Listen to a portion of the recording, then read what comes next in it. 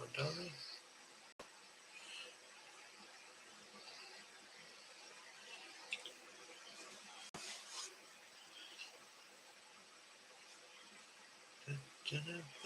Hello, hello, hello.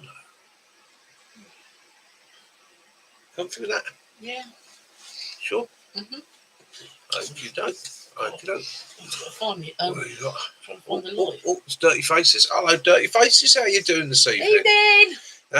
Hope you're feeling good. Hope you've had a great week. Hope everything's awesome with you.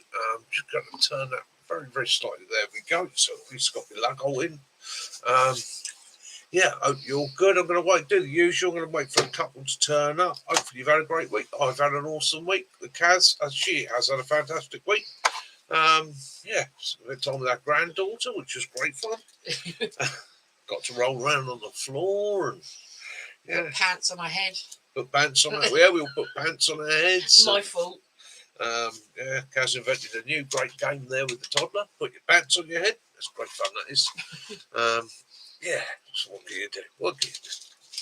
I hope you've all had an awesome week. I've got a mental week coming up. Should be a bit of fun. And yeah, then followed by an even crazier week. So yeah, but I'll let you all know about that tonight when we're online. Like I say, we'll just let a couple more join us. Yeah, I'll tell you what I'm going to do. I'm going to get into my cider because my throat feels like a camel's armpit. So, right. Oh, that's good. That's been in the fridge. Cider of choice for me this evening is the Thatcher's Haze. I think Kaz is on the same one. Yeah. Thatcher's Haze. So, cheers, everybody. Cheers.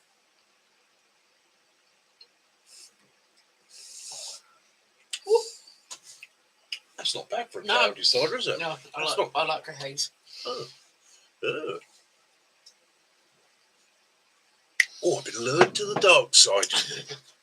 Not normally a cloudy cider fan, because cloudy ciders, some of the experiences I've had with that in the past, which have been sort of gallon jugs of scrumpy and that, have been known to give me a bit of a hanger for a day or two afterwards. And even it. I've only had a sip of this cider, I'm already losing control. Evening in, how you doing, mate? Hope you're all good. Yeah, so, what can we say? We'll say, yeah, not a bad week, is it? As I say, charging around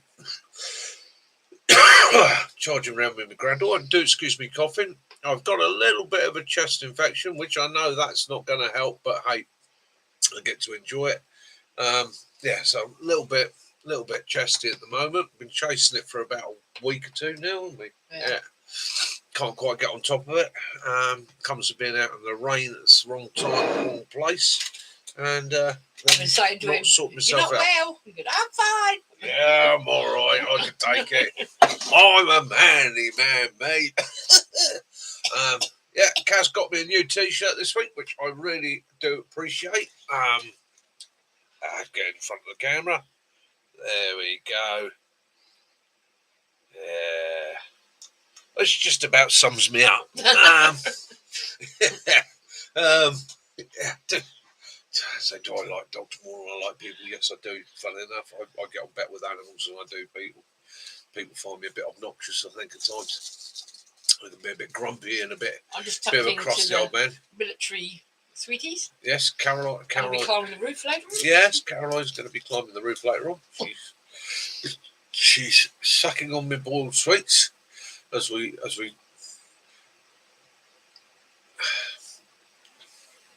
Didn't say nothing. Didn't say nothing. Sucking on my boiled sweets as we chat. Yeah. So there we go. Right.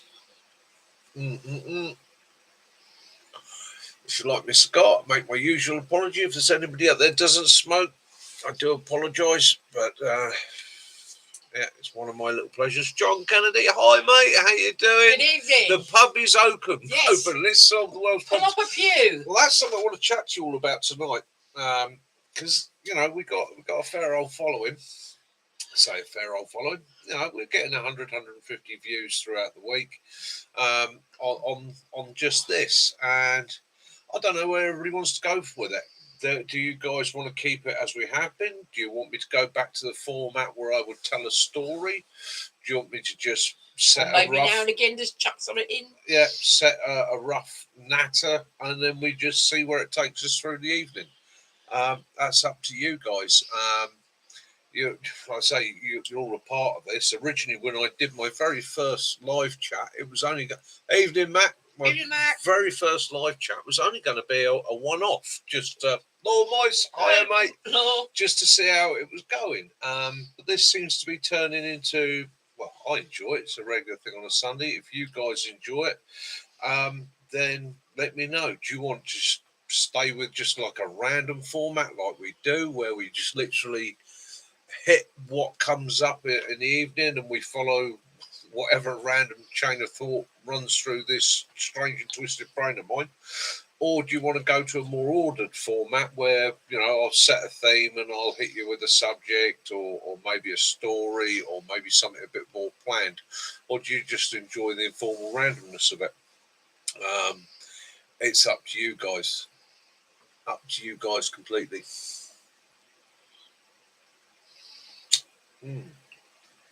Mac, I fancy something sweet, so I'm on the military sweeties. She's going to be playing kangaroos later on.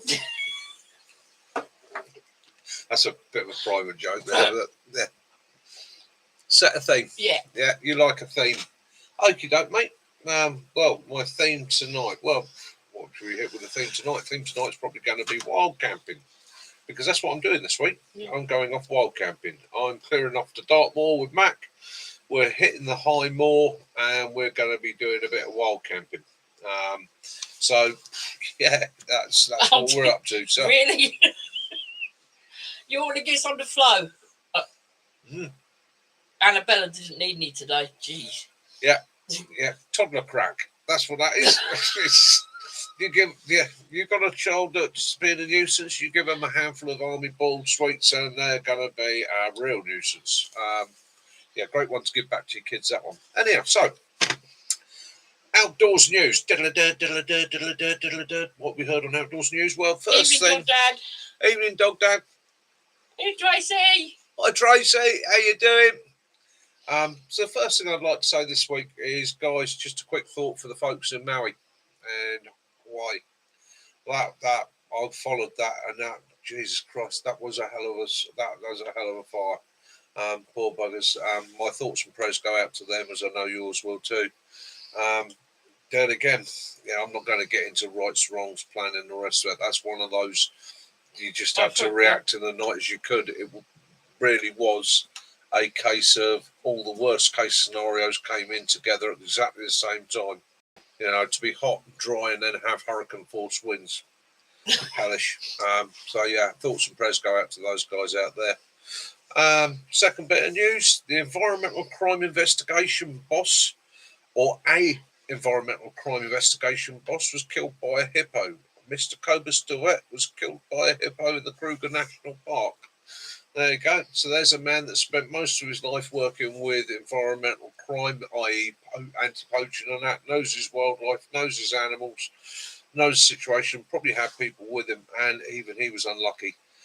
So again, when we're talking about your trip planning and that, it's always the things that you're used to, the things that you accept the norm.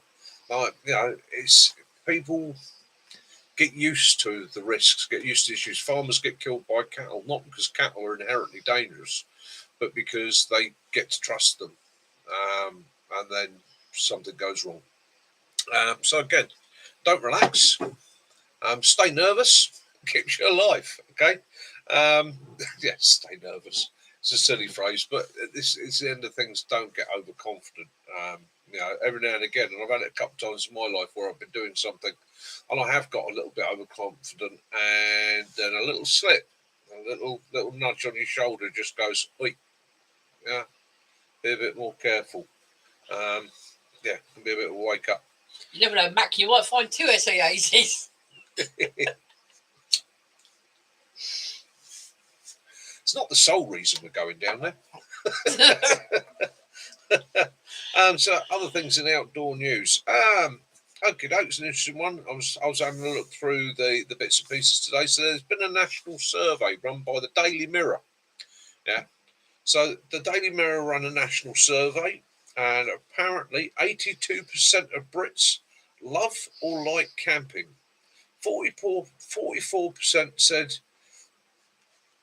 that the reason they loved it was they could no longer go abroad or afford to go abroad, and so they'd opted for home camping holidays and found that they absolutely thoroughly enjoyed it. And the main reasons given were peace and quiet, the opportunity to stargaze, the morning bird song, the sound of rain on the tent, and bacon frying.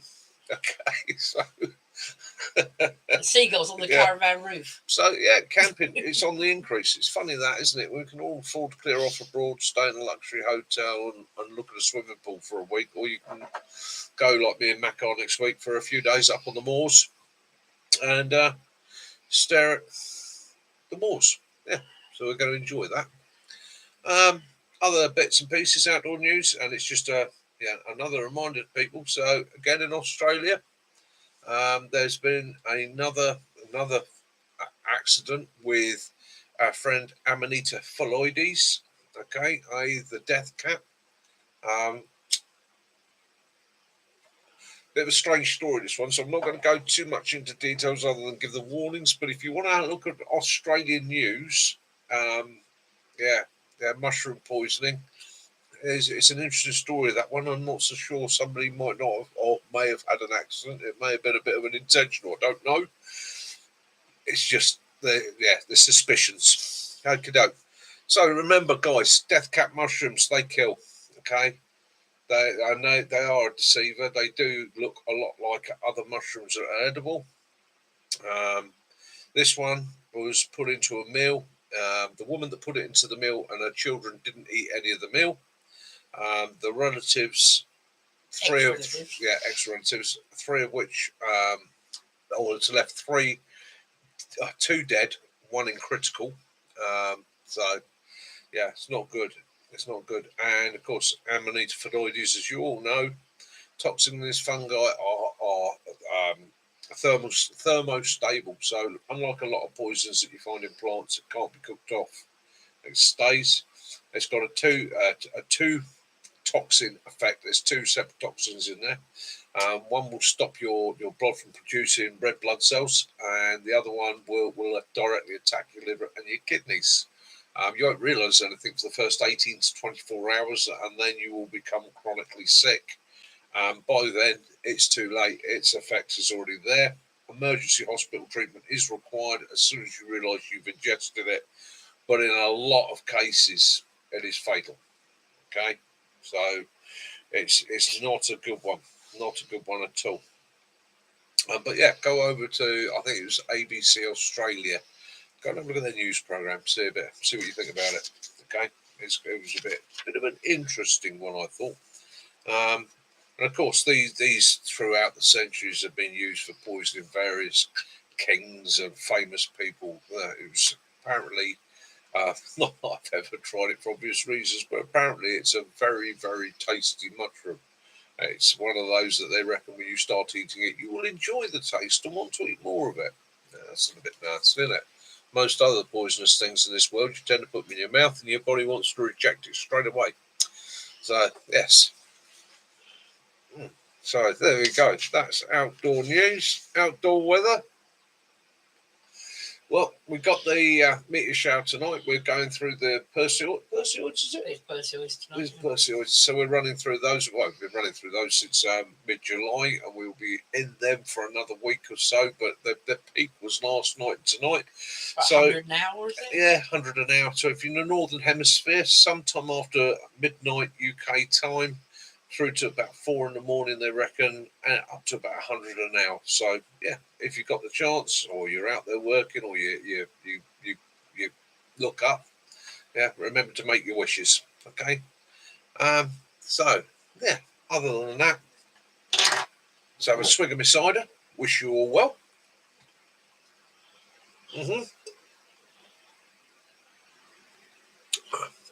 Let's go on on that one. Get some for Florence. Evening, Dog Dad. Evening, Tracy. Random. Phil. Evening, Phil. Almost, you're going wild camping Wednesday along the East Sussex. Excellent, mate. Excellent. Get out and enjoy it. Yeah, got some more planned. Other areas. Mark, it wouldn't be the first time we've been contacted by the military to do something on the quiet. Yeah, we can't say too much about that.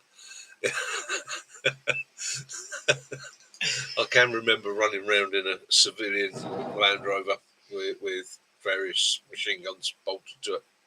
But that's something happened a long time ago. Good evening, Hang Tough. Hang Tough, how you doing, Derek? Hope you're all good out there, mate. Skull to you too, my friend. Cheers.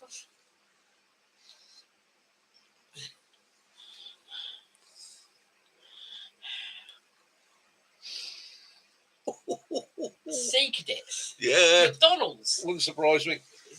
These things happen. Right. Okay, so missing weapons on military training areas. I've had that a few times.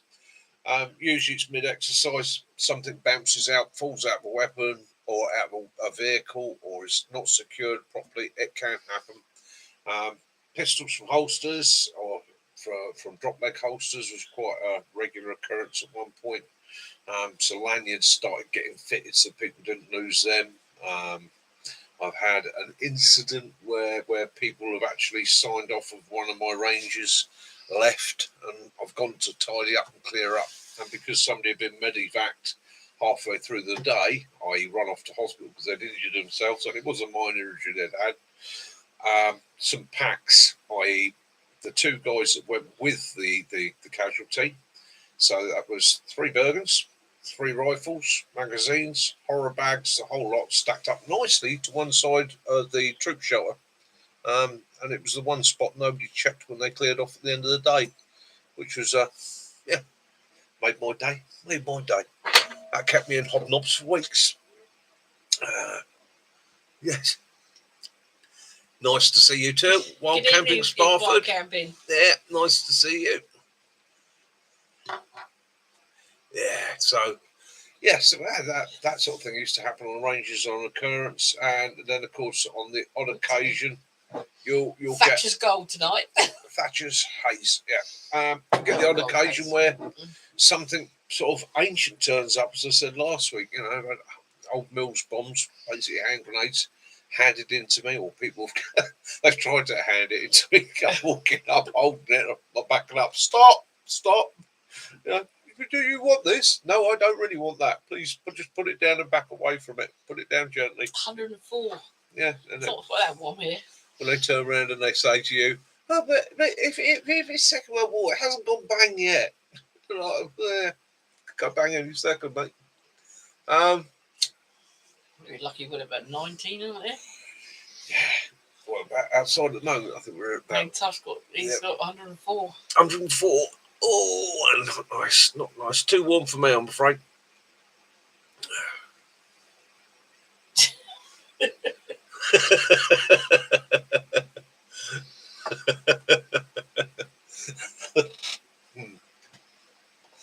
Yes. Yeah, and of course, the other thing is inter-unit rivalry. So I don't know about other people's armies, but there is inter-unit rivalry in the British Army. So if you got the chance to borrow, maybe even if it was slightly aggressive borrowing, somebody else's kit, mementos, flags, goats. Yeah. You did. Shetland ponies. Yeah. Yes, it's all good natured and obviously would be returned cleaned and polished and shiny. Occasionally painted a completely different colour. Occasionally actually mounted outside somebody else's guardroom.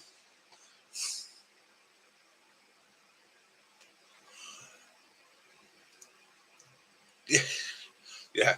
Oh, yeah. I've had there are places that left over from the Second World War over here in Britain and in Europe, full of stuff that's still live, that's sat in the ground, First and Second World War, that's devastatingly unstable. Those that we know of, fine, they're all marked off and that, but every now and again, stuff from the Second World War tips up, even in hedgerows. Was it about 3 years ago, wasn't it, in Cornwall? They had a guy was cutting an old hawthorn hedge right back as part of a conservation programme, and found a stack of hand grenades from the Second World War that had been carefully secreted there as a cache. Obviously, in case the Germans turned up. And when they did their research, they reckon it was the local Home Guard unit that stashed them there during the Second World War in preparation for invasion. Irish Wolfhound, you cropped and painted it.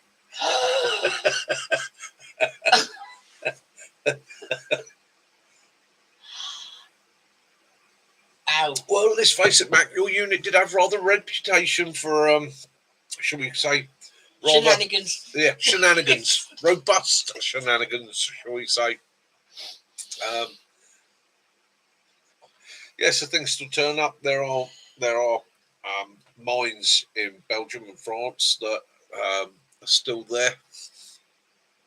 Yeah, we've touched on that just now about Maui. It's awful. We touched on that one there, Derek, and it just shows goes to show we're not always in control. Okay, even with the best planning, with the best equipment, yeah, things can go completely against you. You know, hurricane force winds, dry heat, fire. Yeah, that's hellish. The only thing I can say there to people, the only lessons there is plan and be aware. Know your wind directions. Know which way your wind's coming from. Very brave people out there doing the rescues and. Yeah, there were. There will be some absolutely heroic and heartrending stories coming out of that. And it is absolutely heartrending because for a lot of people there would have been no chance at all. And again, it takes me back to what I'm always saying is survival, and it upsets people, and I know people don't like to hear it, but in actual fact, the first item in survival, the very first thing that will affect whether or not you will make it is lady luck.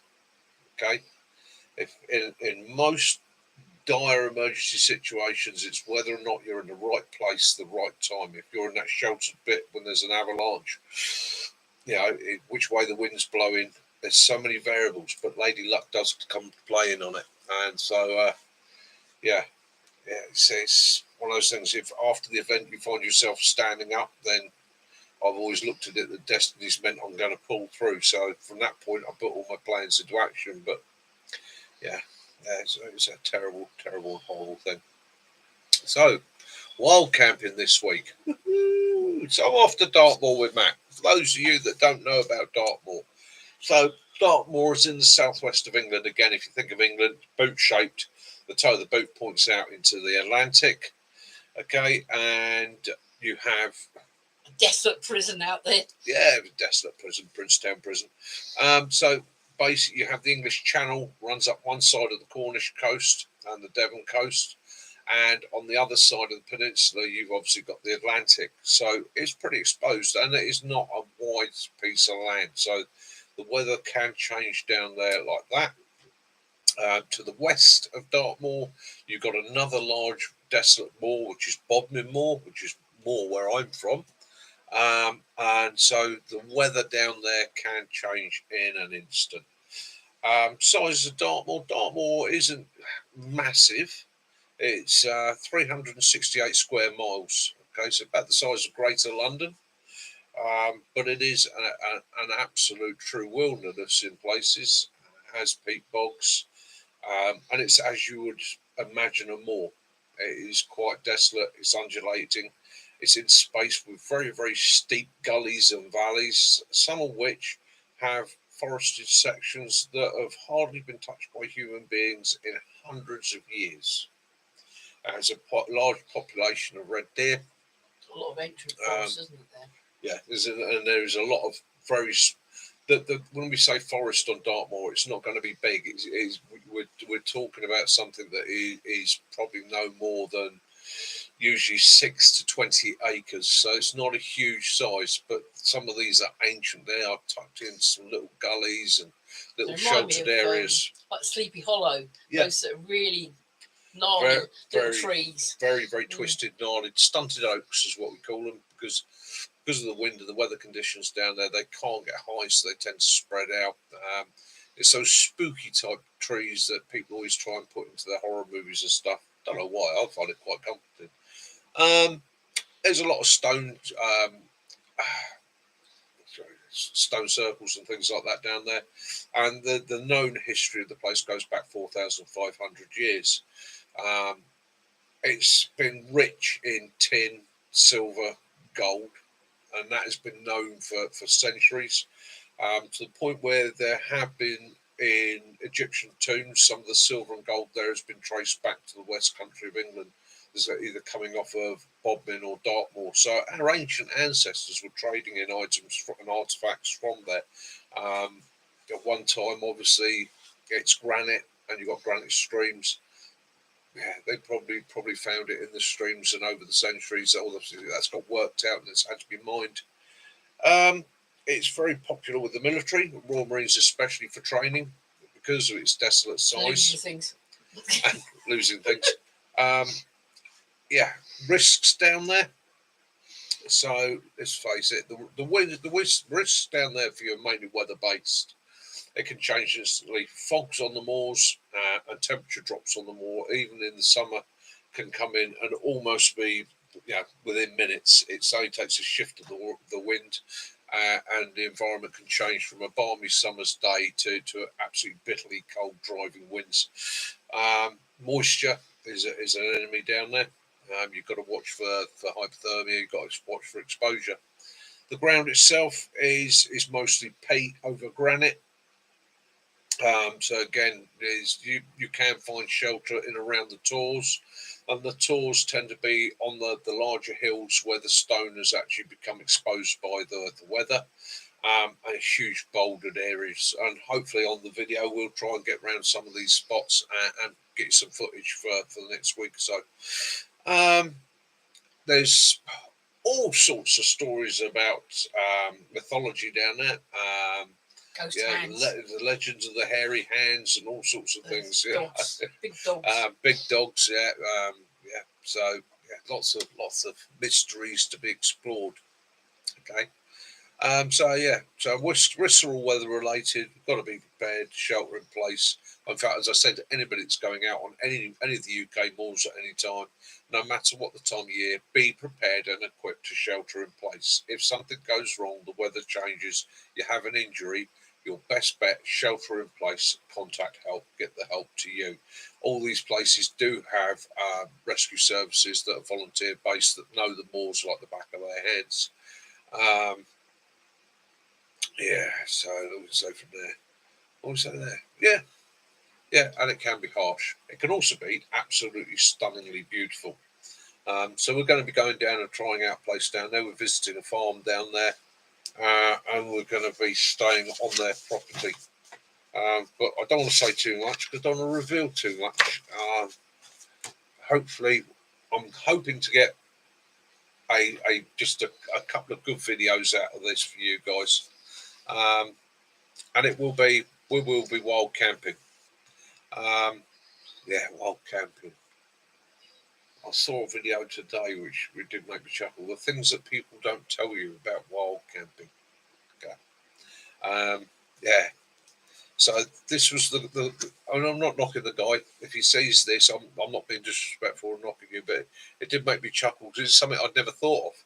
Because a lot of us have been doing this sort of thing. They've done it in the military and then gone into civilian life and found they enjoyed it and carried on with it. There's guys like me and Matt that grew up in farming that did it for fun of it and kids because we had nobody else to play with. So setting up a camp and staying in that overnight was a bit of fun. But it sort of woke me up a little bit, made me go, oh yeah, nobody sees the wild environment quite the same way you do. So because the guy's video was titled 5 Things Not Talked About with Wild Camping. The first one was lack of sleep. Okay. You can get lack of sleep in a house. Yeah, lack of sleep due to sounds and not being comfortable and being out of your comfort zone, so to speak. Yeah, I get that. I can understand that.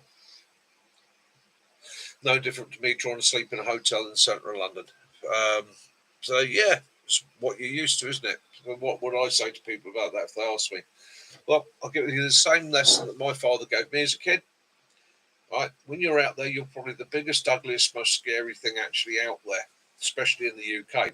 Slightly different if you live in North America. There are certain animals out there that would beg to differ in that case, but we're in the UK.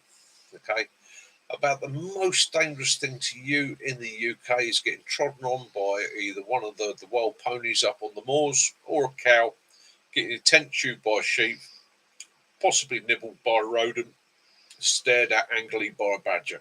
Okay, everything else is pretty much all those things are going to run from you as soon as you make a noise and you stand up. Yes, map and compass skills, definitely. Yes, map and compass skills always. His second thing was packing up. The reality in the morning. Yeah, that's what it is. We're in a way. So we've all done it. We've had a wonderful night, been camping, we spent a few days out somewhere, and then you get to the point where you go, I've got to put it all away now.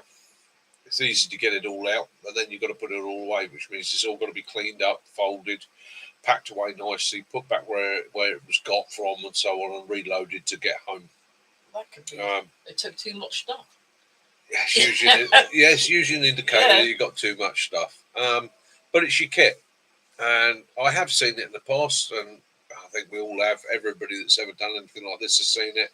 There's those that will take that extra few minutes just to wipe their kit down, pack it away sensibly, get it back into an order, pack it away and go. And there's those that will just tuck it into the bottom of a bag, or even worse still, will leave it on site and go, well, I'm not doing this ever again.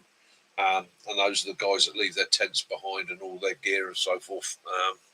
It's a shame, really, as A, they wasted their money, 2, they're polluting the environment, damaging the environment, 3, there's always somebody else out there that you could either flog it to or pass it on to them and make use of it. So, yeah, packing up the reality. Me, compression sacks and bags. Right, everything goes into a bag, everything goes into a bag. Simple as that. Then I can go to each bag, take something out as I want it, and put it away. Here's number 3. Hygiene. He said, nobody tells you how smelly you're going to get. Oh dear. Okay. Yeah, if you're going to spend time in the wild, there you're gonna pick up a bit of a smell, especially if you're really exerting yourself. But there are ways around that. There's ways to keep yourself clean. Okay, there's ways of minimising it. Don't get me wrong. There are occasions where things are going to get a bit whiffy. They will do, but a little bit of basic field hygiene goes a long, long way. Okay, so yeah, that's made me chuckle. Number 4. Nobody told him that he could use tech when he was wild camping. Okay, well, of course you can. We all got the tech. And he said he found it annoying that people tell him it's wrong to be watching a movie in his tent in the evening. I don't see what's wrong with that. If you've got the tech, you've got the ability to sit and watch a movie in your tent before you crash out, or read a book, or go online, or whatever you do it. Some people like to look at the stars, moon, the clouds. As long as what you're doing is not impinging on, like, the neighbour, the guy next door who's just trying to sit there and soak up all the environment. As long as you're not impinging on him, you do what you got to do, mate. That's just your business. The idea of being out there is you to enjoy it, and not everybody enjoys things in exactly the same way. You suddenly find there's an illegal rave or a festival going on in the field next to you. What do? You can up camp and move, or you can go and destroy the generator lighting system. You've been watching too many Carry On. You have the options, but don't impinge on others. Don't ruin their day just because you don't like it. And he said, cheap gear. Well, again, this comes back to something I'm always saying: cheap gear. So I'm not talking about you've got to be sensible about your gear. Okay, there are rucks, there are sleeping bags, there are tent systems out there that you can pay thousands for, absolute thousands for. But if you go with a reasonable quality set that you can afford, it's about having more kit. You spend £1,000 on a tent. Give me £1,000, and I can set you up with absolutely everything you need, from hot tenting to summer camping, the whole lot. Okay, including all your stoves, numerous stoves. You can load yourself up. But if you're going to buy at budget end, you've also got to look at reviews and that. Be careful, because there is also a lot of crap. I did say crap. There is also a lot of rubbish out there. Junk, yeah. So again, look for reviews, research other people using it, and also if you're buying it and it's ridiculously cheap, okay, be prepared the fact that it might not be quite what you were imagining. A friend of mine 2 or 3 years ago ordered himself a Christmas tree for him and his wife for their living room for Christmas, because it was advertised on, I can't remember which one it was, but one of the Chinese websites. Christmas tree with everything on it. It had all the lights, it had everything on it. There's a picture of it. Yeah, it was supposed to be 6 foot tall and all that. And he was like, oh, I'm having that. And I think he only paid a silly amount of money for it, wasn't it? More like 6 inches tall. Yeah, it was 6 inches tall. So we get we've got wild boar, but not quite as dangerous as you would have in the USA and Germany. Yeah, we do have wild boar here. We have the wild boar here pretty much are not in the numbers that they are in Europe. And they tend to be hybridized. So we've got more of the I'm trying to remember the species name now. More of the Iron Age pigs here than we have the later European wild boar. They're not as big. The other thing is with the pigs in the UK, they don't have predation like the European pigs do with the wolves and the bears. So they tend to be a lot more relaxed, a lot more happy. Yes, we're allowed to shoot them. When they first got loose in certain areas in the UK, there was a bit of a panic, and the firearms officers were trying to work out calibers for use on them, and I think they've set the same sort of caliber rules as they have for large deer or large game in the UK. So it's got to be a centerfied rifle. Yeah, it is what it is. I've worked in areas where we've had wild boar in the UK on some of the training areas. Yes, we always give a warning. No, I would not approach them. And the easiest way of dealing with any wild pig is just make lots of noise. It will clear off. Okay, they're not interested in confronting you. It's only once you tend to run them down or you put their back up against the wall that they'll turn on you. So make plenty of noise. Keep moving. Yeah, if they've got young, they'll clear off.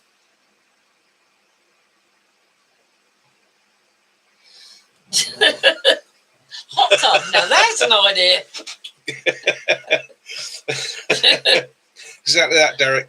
But again, and I'm not knocking people for spending large sums of money, because don't get me wrong, some of that expensive kit is awesome stuff. Absolutely fantastic, self-inflating tents and all sorts. That's all brilliant gear. But yeah, for somebody of my means, yeah, that's all daydream. And to be honest with you, one of the problems with having expensive kit is as and when you do break it, you lose it. It's a heartbreak. A program on YouTube yesterday. I don't know whether it was Swiss. They had a Swiss house, but it was a blow-up tent, didn't it? And it had the bars inside. I think that was in Turkey. I think they were a Turkish couple. Yeah. They had these tables that all clicked together, and they bought their TV monitor in, and they had all the little sort of units, and it was just like them being at home, but they were next to a lake. It's yeah. Wild pigs in America. Yes, you got an issue out there. The other thing is, I think yours are quite hybridised with. So this is the thing. It's like the domestic boar, the domestic pig, okay, is the biggest species of pig that you're going to find. Things like the come on, a couple of larger breeds, saddlebacks, Gloucester spots, Gloucester old spots and things like that. They're a big animal. They've been bred over centuries for meat, and they are big, muscly animals. Now, what tends to happen is they hybridise with wild pigs. And when that happens, then you've got a bit of a monster problem on your hand. Luckily enough, in the UK, the wild boar that got out were originally wild boar that were brought over from Europe to be farmed. And they were European or Iron Age breeds of pigs. That was a limitation put on them by DEFRA. So they had to be species that we knew were originally in the UK. So people would bring them in, farming them. And obviously pigs are intelligent things, and they do get out. And they breed quite rapidly. They're very destructive. Yes, if you do corner them, they are dangerous. There's no any animals. Let's face it. At the end of the day, a badger, dog, rabbit, even a rabbit. You put your hand in a rabbit hole and try and grab a rabbit that's in the net. Okay, and initially it'll try and run, but if it's got nowhere to run to, it will fight.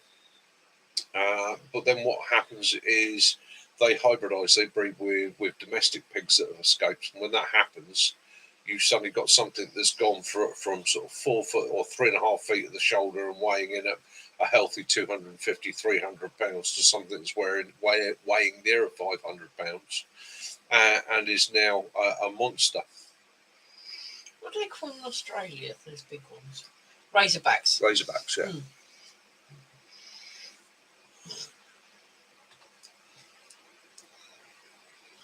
Oh, yeah, we do like our own film. Things of us, we got, because we're near Aldershot. Exactly, Derek, that dog the yeah, you've got £300 knife, you're not batting in with it, are you? The military surplus around here, because Aldershot is very close. Yeah. They really do put the prices up, don't they? There's... Yeah, it's prices for kit. So we're in a military area, and I went to a really nice, a really good army surplus store through the week that is actually set up for the military, and the kit there was fantastic. However, it's not new kit, and it is what I would call modified kit for the British Army. So you're not buying a standard British Army smock. You're buying a smock that's been tailored. It's had all the extra Gucci bits put into it. It's had a Gore-Tex lining put on it, all the elasticated cuffs, everything. And then you are going to pay a lot of money for that. But that's good kit. And if the guys can save it, they want it, then, yeah, it's there for them. Likewise, I also went a little bit further afield out to Hazelmere, so a friend of mine at Andy's Armoury. Nice old chap, proper old school army surplus store. It only opens by appointment, and pretty much you walk into his place, and he won't mind me saying it. When you first walk in, you go, "Oh my God, how does he know where anything is?" Ask him for one item, and he'll go straight to it. This guy's been doing this for I think it's about 30, 40 years. Yeah, and the collection of stuff he had, and at very fair prices. So if any of you in the UK, especially down here in the south, that are looking for army surplus kit, go on the internet, Andy's Armoury at Liphook, okay? Get his number, give him a ring, pop down and see him, or tell him what you're looking for. He'll tell you if he's got it or not, and he'll pretty much tell you what it's going to cost you. Go down, see him, have a chat to him. He's a lovely chap. He really is a nice old boy, wealth of knowledge. Yeah, and quite a laugh to have a chat to. So, and tell him Mick sent you. You're on vacation. Very nice. 2 weeks. Cheers, my friend. Cheers, my friend. You just let me know how much. That's not a problem at all. That machete, you like that, do you, Mac? Yeah, well, the go lock. Yeah. So, that's on the wall there, isn't it? So. Yeah.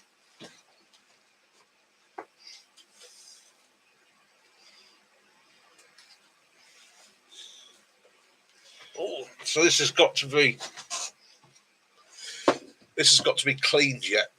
So this is as it would come from stores. So it's unsharpened, only has a basic grind on it, and it's still coated with rust preserver. So I picked up a go lock, okay, or a jungle knife. Very basic construction. Again, like with a lot of the British Army survival gear, a very basic, heavy hardwood handle with very, very heavy rivets. Okay, now these are a very blocky handle. Okay, they're very roughly made, but the idea was you could then sand it out to fit your hand. You could make something that fitted you nice. It's got, let's try and get that right angle, quite a steep bevel on it.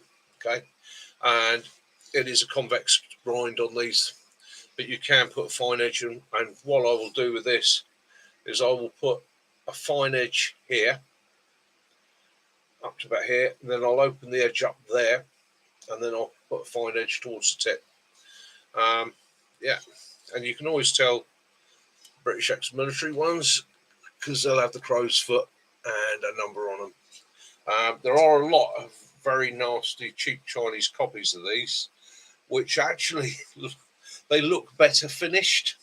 Okay, that's usually the giveaway, but the steel quality is quite poor, and they usually end up shattering about here.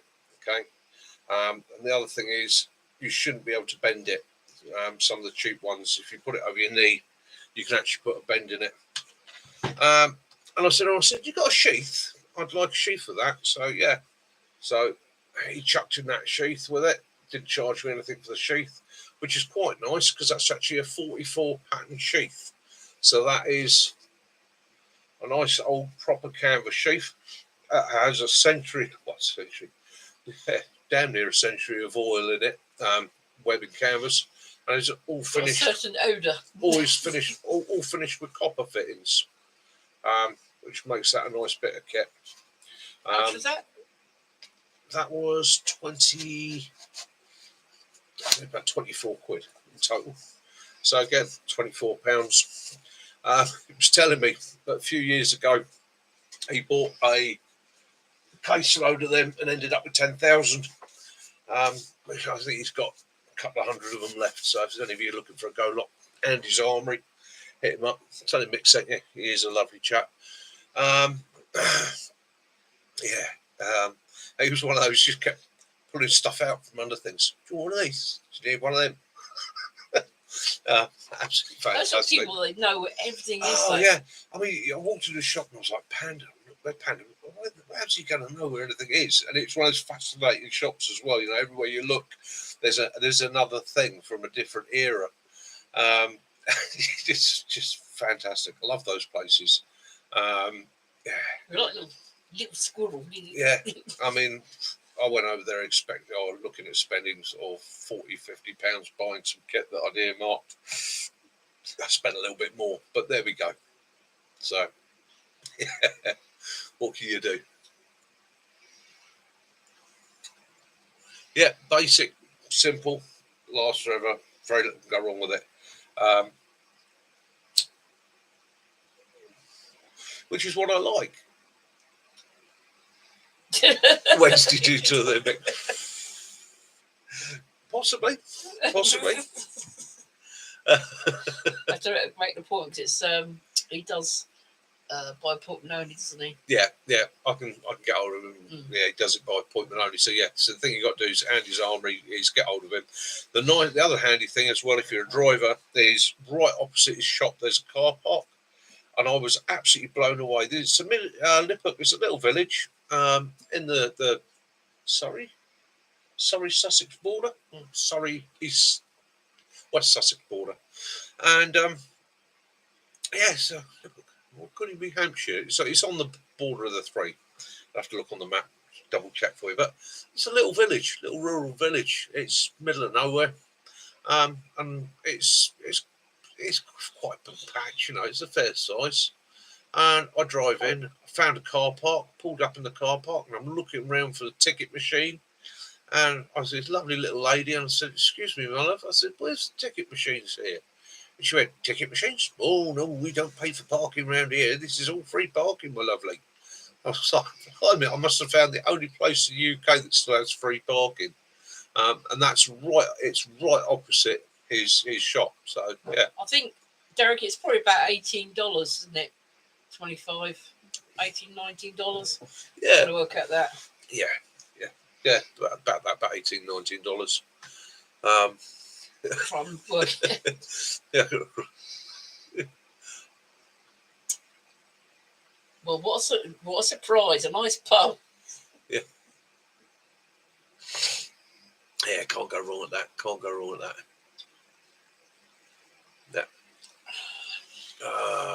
Yeah. With Dyneema. Yeah, Dyneema ropes and cordage. Very, very good stuff. Very, very good stuff. Very strong. Very, very wear resistant as well. Oh, do excuse me. I'm having a bit of a slow one tonight. Because Kaz got the new T-shirt. For those who didn't see it earlier on. Let's go down here. There you go. Yes. It's about sums it up, really, doesn't it? Means I don't have to explain myself to the youth of today anymore. I just tell them I'm just a grumpy old man.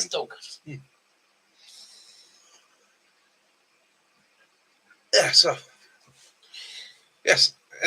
What else is there?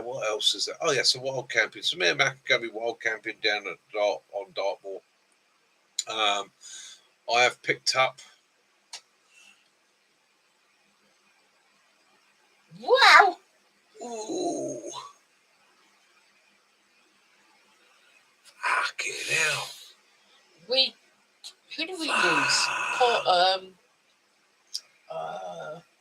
I'll look into who we sent ours with, Derek.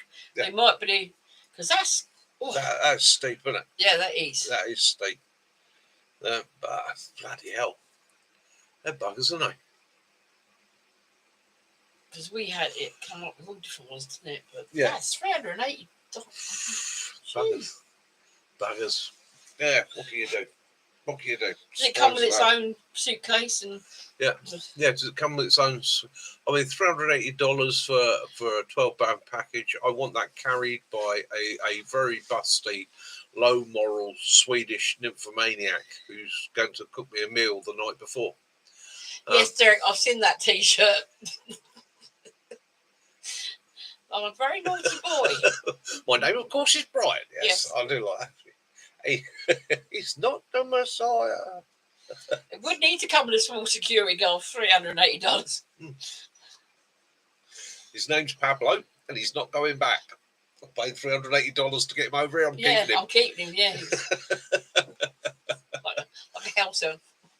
Stuck you in my sock. Oh.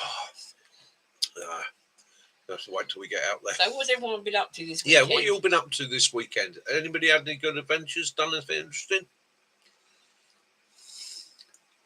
Of course, Mac.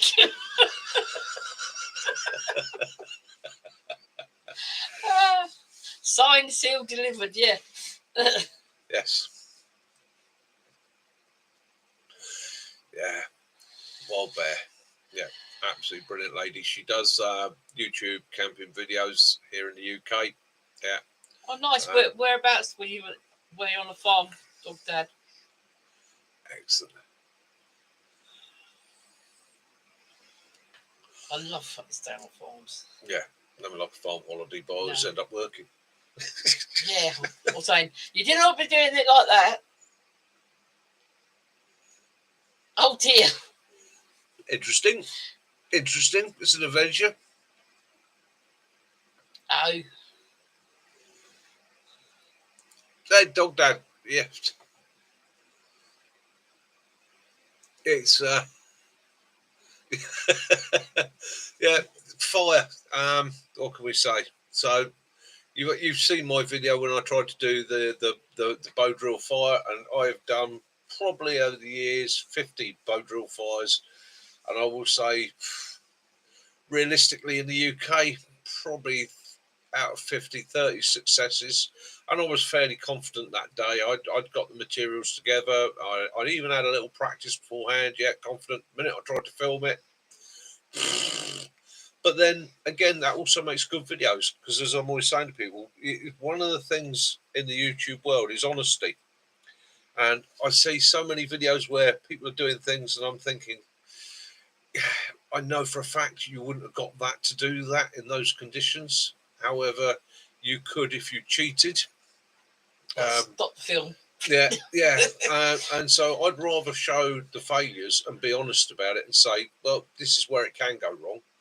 Show a little bit of humility, and then, go to an alternative system, and then do it with an alternative system. And then people are like, oh, yeah, this guy knows what he's talking about. It doesn't always go 100%, because the other thing is it also encourages people to keep trying, and to try other ideas. You remember when you're a kid and you try really, really hard to do something, really, really hard. You really put your heart into it, and it went wrong. And then sometimes it broke you, and you were like, "That's it, giving up. I'm not doing that anymore." And you walk away from it, only to not go back for years. We were watching one the other day with It's a good show, mate. And again, go back to what you know. Show the technique you're trying. If it doesn't work, go back to the technique you know and say to people, carry the alternative. I mean, it's like people say to me, how many fire lighting pieces of equipment do you carry, Mick? Well, I carry 4.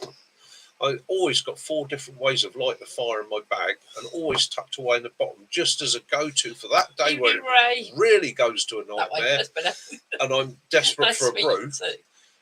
There's always a pack of Hexie, tucked away down there. So if it became a survival situation, I could go to it. It may be. It may be a skull on my sleep mat. That was a souvenir from a Halloween a few years back. It's just a plastic one. It's not somebody that crossed me at any one time, but I use it to put my hats and that on occasion. Yeah. Because I was born on Halloween, so we have rather a lot of Halloween things. So we cover the Land Rover in bones and things. Yeah. Raising.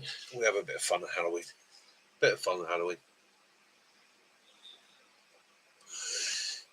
Yeah.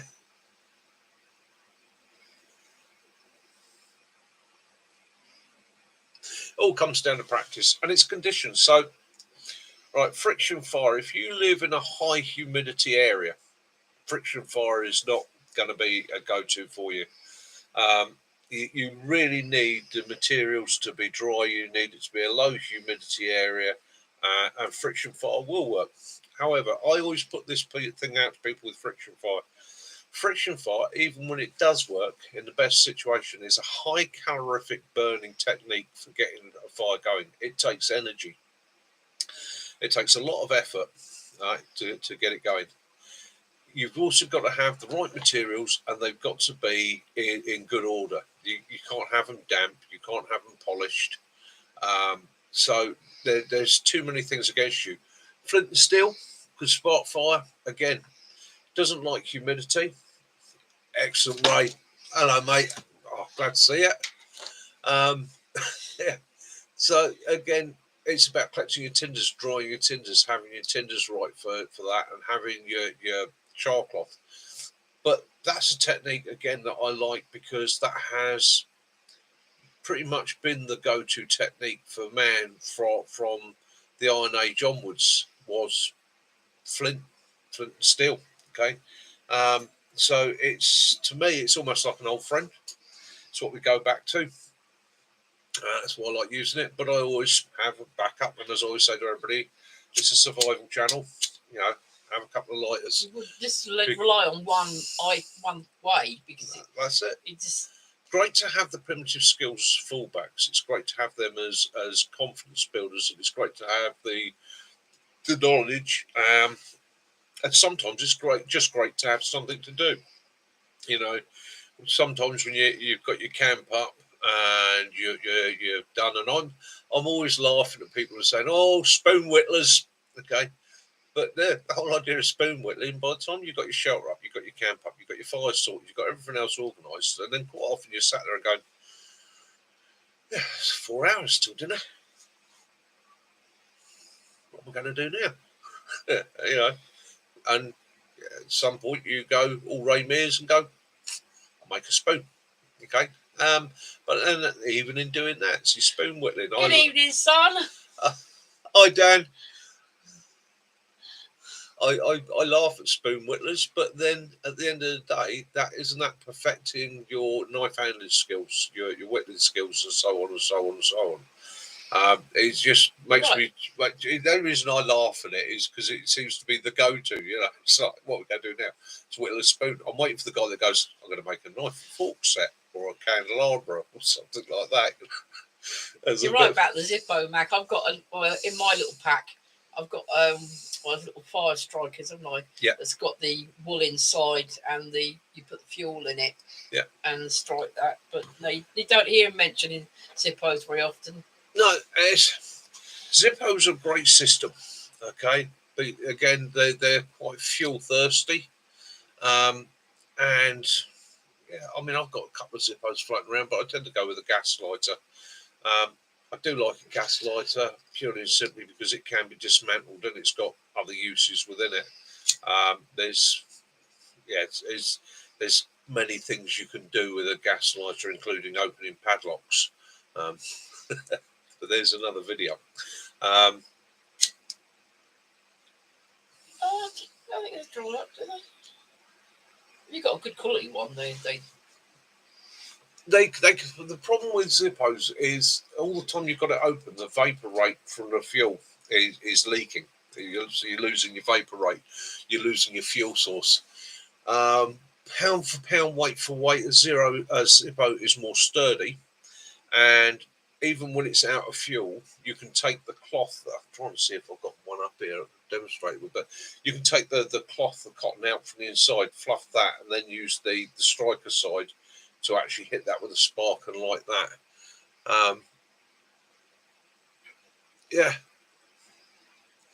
Yeah, you can get little fuel cells, or even the little cans. I mean, that's lighter fluid for a Zippo. Let's try and see if I've got one up there. I know I've got about half a dozen floating around. I've got a few of those Sturgis ones they had.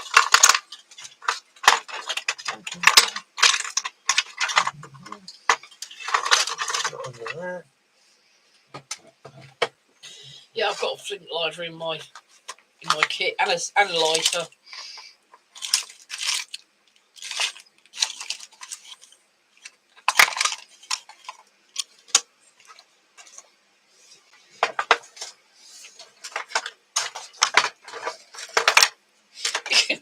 Now it's I have anger issues. It's just right across the screen. Oh, do apologise. No, that must be downstairs somewhere.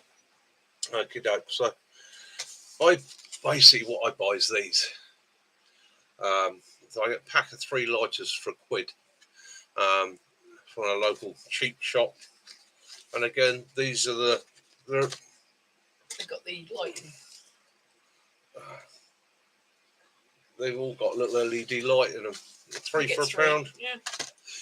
You know, car's got loads in them. Pretty much every time I go in the shop, I think I grab another pack. So there's a world shortage like the toilet rolls. Yeah. And it's simply one of those things, isn't it? It's anywhere I can double up a tool, then I will. I've got to carry the cigarette lighter. Then if it's got a built-in torch, yeah, bonus. I mean, don't get me wrong, it's only a little single LED. It's not the most powerful thing in the world. You're going to be able to see where you're putting your feet. You can see to read a map by it. You can put the lighter in your mouth and you can use it as a torch. Again, as I'm always saying, people, hands-free is a bonus. So, yeah, exactly. It all helps. You fail to prepare, you prepare to fail. Yeah. And yes, prior planning preparation prevents a piss poor performance. Yeah. I should say that after that much cider. Yeah. Yeah, and that's it, Dog Dad. I mean, I never look at any time I fail at something, I don't consider it a failure. It's just a learning curve. Okay, it's just another reason to go back to something, try it again, perfect it. And there's anybody that starts with flint and steel, yeah, that can be frustrating for hours, sometimes days for some people. Absolutely, I gave a lesson 2 weeks ago, wasn't it? 4 people, flint and steel, firelighting, and 2 of them literally within seconds got it, absolutely got it, and were repeating the process. One of them really was just trying. He was overthinking it. He was very, very intelligent man, got a doctorate and all the rest of it, and he was really overthinking the process. And in the end, I'd sort of step in and say, "Look, stop. Just walk away for a sec, have a cup of coffee, relax, and the rest of it. You're getting too deep into this." Went to the young lady, and I thought, and it being sexist, I thought, young lady, she's going to struggle on that because she was a little bit nervous. Picked it up, first strike, that's it, away it went. And that was basically just technique, just showing her where to strike her. The first go, she got it, and after that, she was like a pyromaniac. She just wanted to keep setting fire to my char cloth, to the point where I have to make some new char cloth. But the other guy came back, and I said to him, right, so let's start again. Look for the sharp edge on the flint, put the char cloth on the top, fold it over, hold up with your thumb, a glancing blow, 2 strikes, boom, the char cloth's going, and then was able to repeat it, which was, brilliant. That's what I was aiming for at the end of the day, is giving somebody just the basics. And it's like with everything, you then got to go away and practice it. I try and do different systems on a regular basis on my videos, not because I'm showing off or anything like that, but that's where I'm practicing. So go back, do a different system, and again, people don't always want to see the same old. I had to chuckle this week because on one of the videos, the spatchcock video, I did chemical fire, and my mate Ken Survival, he did chemical fire this week. Now I didn't know he'd done it 2 or 3 days before me, in all honesty, and I hadn't watched his video. I was not aware of it, and the guy's out of practice, and so he drowned his potassium permanganate in glycerin, used a little bit too much, and that really slows it down. Any of you that are looking at potassium permanganate and glycol or glycerin for firelighter, you can use brake fluid. You can use any of the glycerin based ingredients. I tend to use vape juice, the little cartons of vape juice. Keep one of those in the bag, works brilliantly. But you're looking at about a 30-70 mix in favour of the potassium. So 70% potassium, 30% glycerin. Make a little divot in your potassium, a little bit of glycerin in. Half the time you don't have to stir it, but if it's really cold, just give it a gentle stir, sit back, wait, and away it'll go.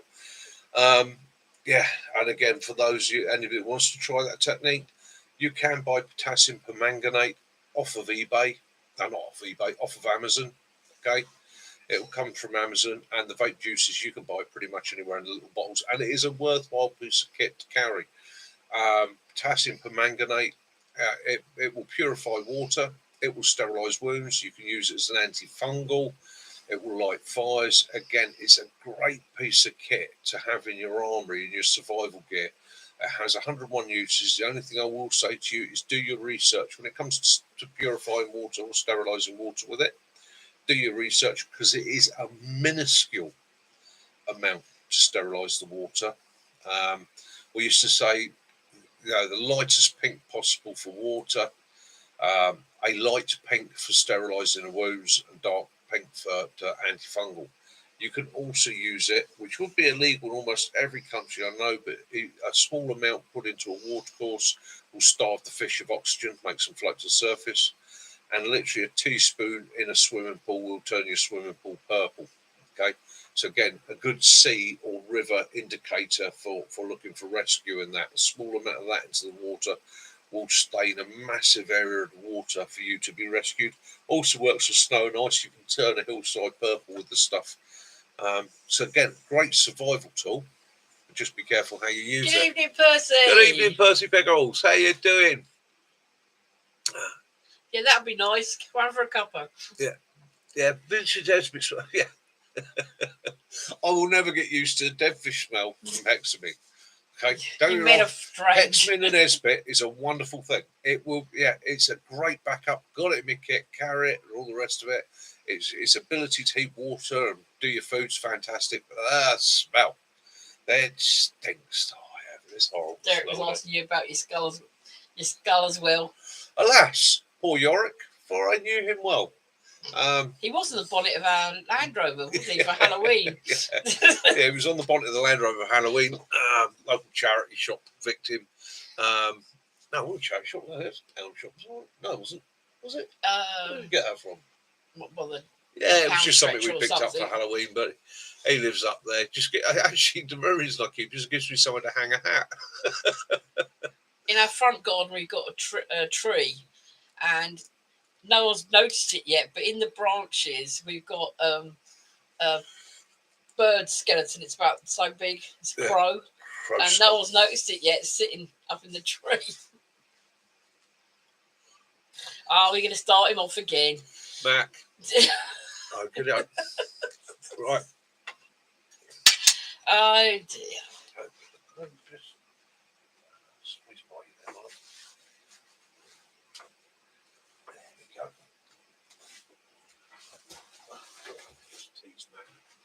Just got to tease him. Thank you, my lovely. There you go, Max. Andy's Armoury. Okay.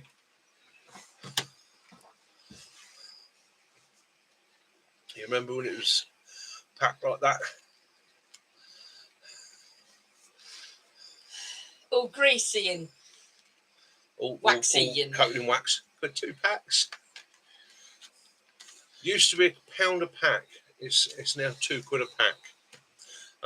And he was saying to me it's running out because they don't use it anymore. The stores, the supplies of it are running out. So next time I go up there, I shall probably spend a few quid. Don't tell Mac that. Yeah. Never. Yeah. Was it dated? No, it's not dated. No. Well, no, I mean, when it's packed and that. Yeah, they do use dragon gel, but some people like the old ways. Let's see the old instructions. Place 1 fuel tablet on your cooker base and ignite. To extinguish, tip the tablet off the stand and stamp on it repeatedly. If greater heat is required, break your tablet into 2 pieces and stand these upright on the base. If less heat is required, break off a small piece and only use that. It is essential to shield the cooker as far as possible from drafts. If used in covered accommodation, allow adequate ventilation to assist the combustion and remove one's fumes. There you go, my best officer's voice. Yeah, and these, for those of you that have never come across them before, basically it's hexamine tablets, British Army issued. That used to go inside the cooker, and you could also get these issued to you like that. Basically, it's a cardboard pack, tablets inside, and then it's dipped in wax. Okay, and that just sealed it, waterproofed it. No smell from the outside, it's sealed with wax. And the real bonus with this was tear a piece of the pack off. It's wax impregnated card. Use that as your lighter. No, we're not. We're going to be doing one on the trailer. The Land Rover it's got some of the bug out things in it, but it's more in the trailer, isn't it? Yeah. So you're going to be doing a video of that probably next month. Yeah, it will probably be next month. I'm off to a festival. And actually, fact, I'll be honest with you guys, I am not going to be. That's a good point, isn't it? I'm not going to be here that weekend. On the 18th, I think it is, 17th or 18th of September, we're going to be on the Sunday. I think it's the 18th. Carfest. Oh. I'm not back to the Monday, am I? No. Right, I'm at a festival, not next weekend, the weekend after, so there will be no Sunday live, unfortunately, there, unless Mac wants to pop over and take it over for me and do it from here, or I might even, see how it goes. I might make alternative plans, but I'll let you know nearer the date. Glad you liked it. There was a bit of a controversial one, wasn't it, the BCB one? Yeah, the BCB one, yeah, that was a bit of a controversial one, and there's some guys love it, some guys hate it. My taking from it as a kit, okay, it's not the best kit in the world, but it wasn't meant to be. It was designed to be a supplementary kit to go into a soldier's gear. So basically, the soldier's already carrying a knife. He's already carrying his tarp. He's already carrying his water. He's already got water purification.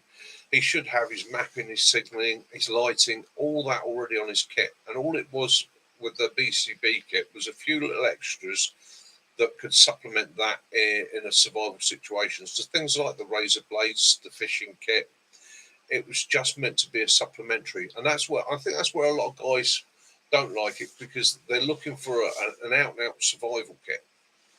Okay, well that was designed as a combat survival kit. You've already got all the rest of your gear with you. These are just a few little extra items, and it is designed in the tin so that you can then load the tin out further. And that was one of the things you were always told: if you got issued one of those tins, you were told pretty much add to it.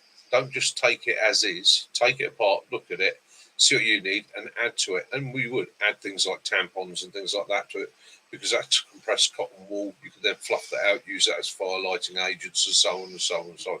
So you would add to the kit. It's like your grab bags, isn't it? You just everything. Everyone has a different idea of what is more important to themselves. Yeah. And that's. I think it'd be quite funny, Mac.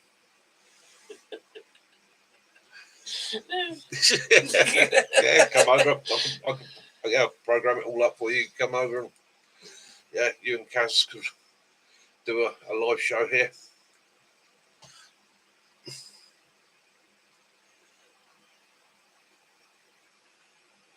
Yeah, mate, poncho all the way. I tell you, it's such a universal piece of kit, and it always saddened me, and I think it's a real shame when the British Army. Don't get me wrong, Gore-Tex came in, great kit, and all the rest of it.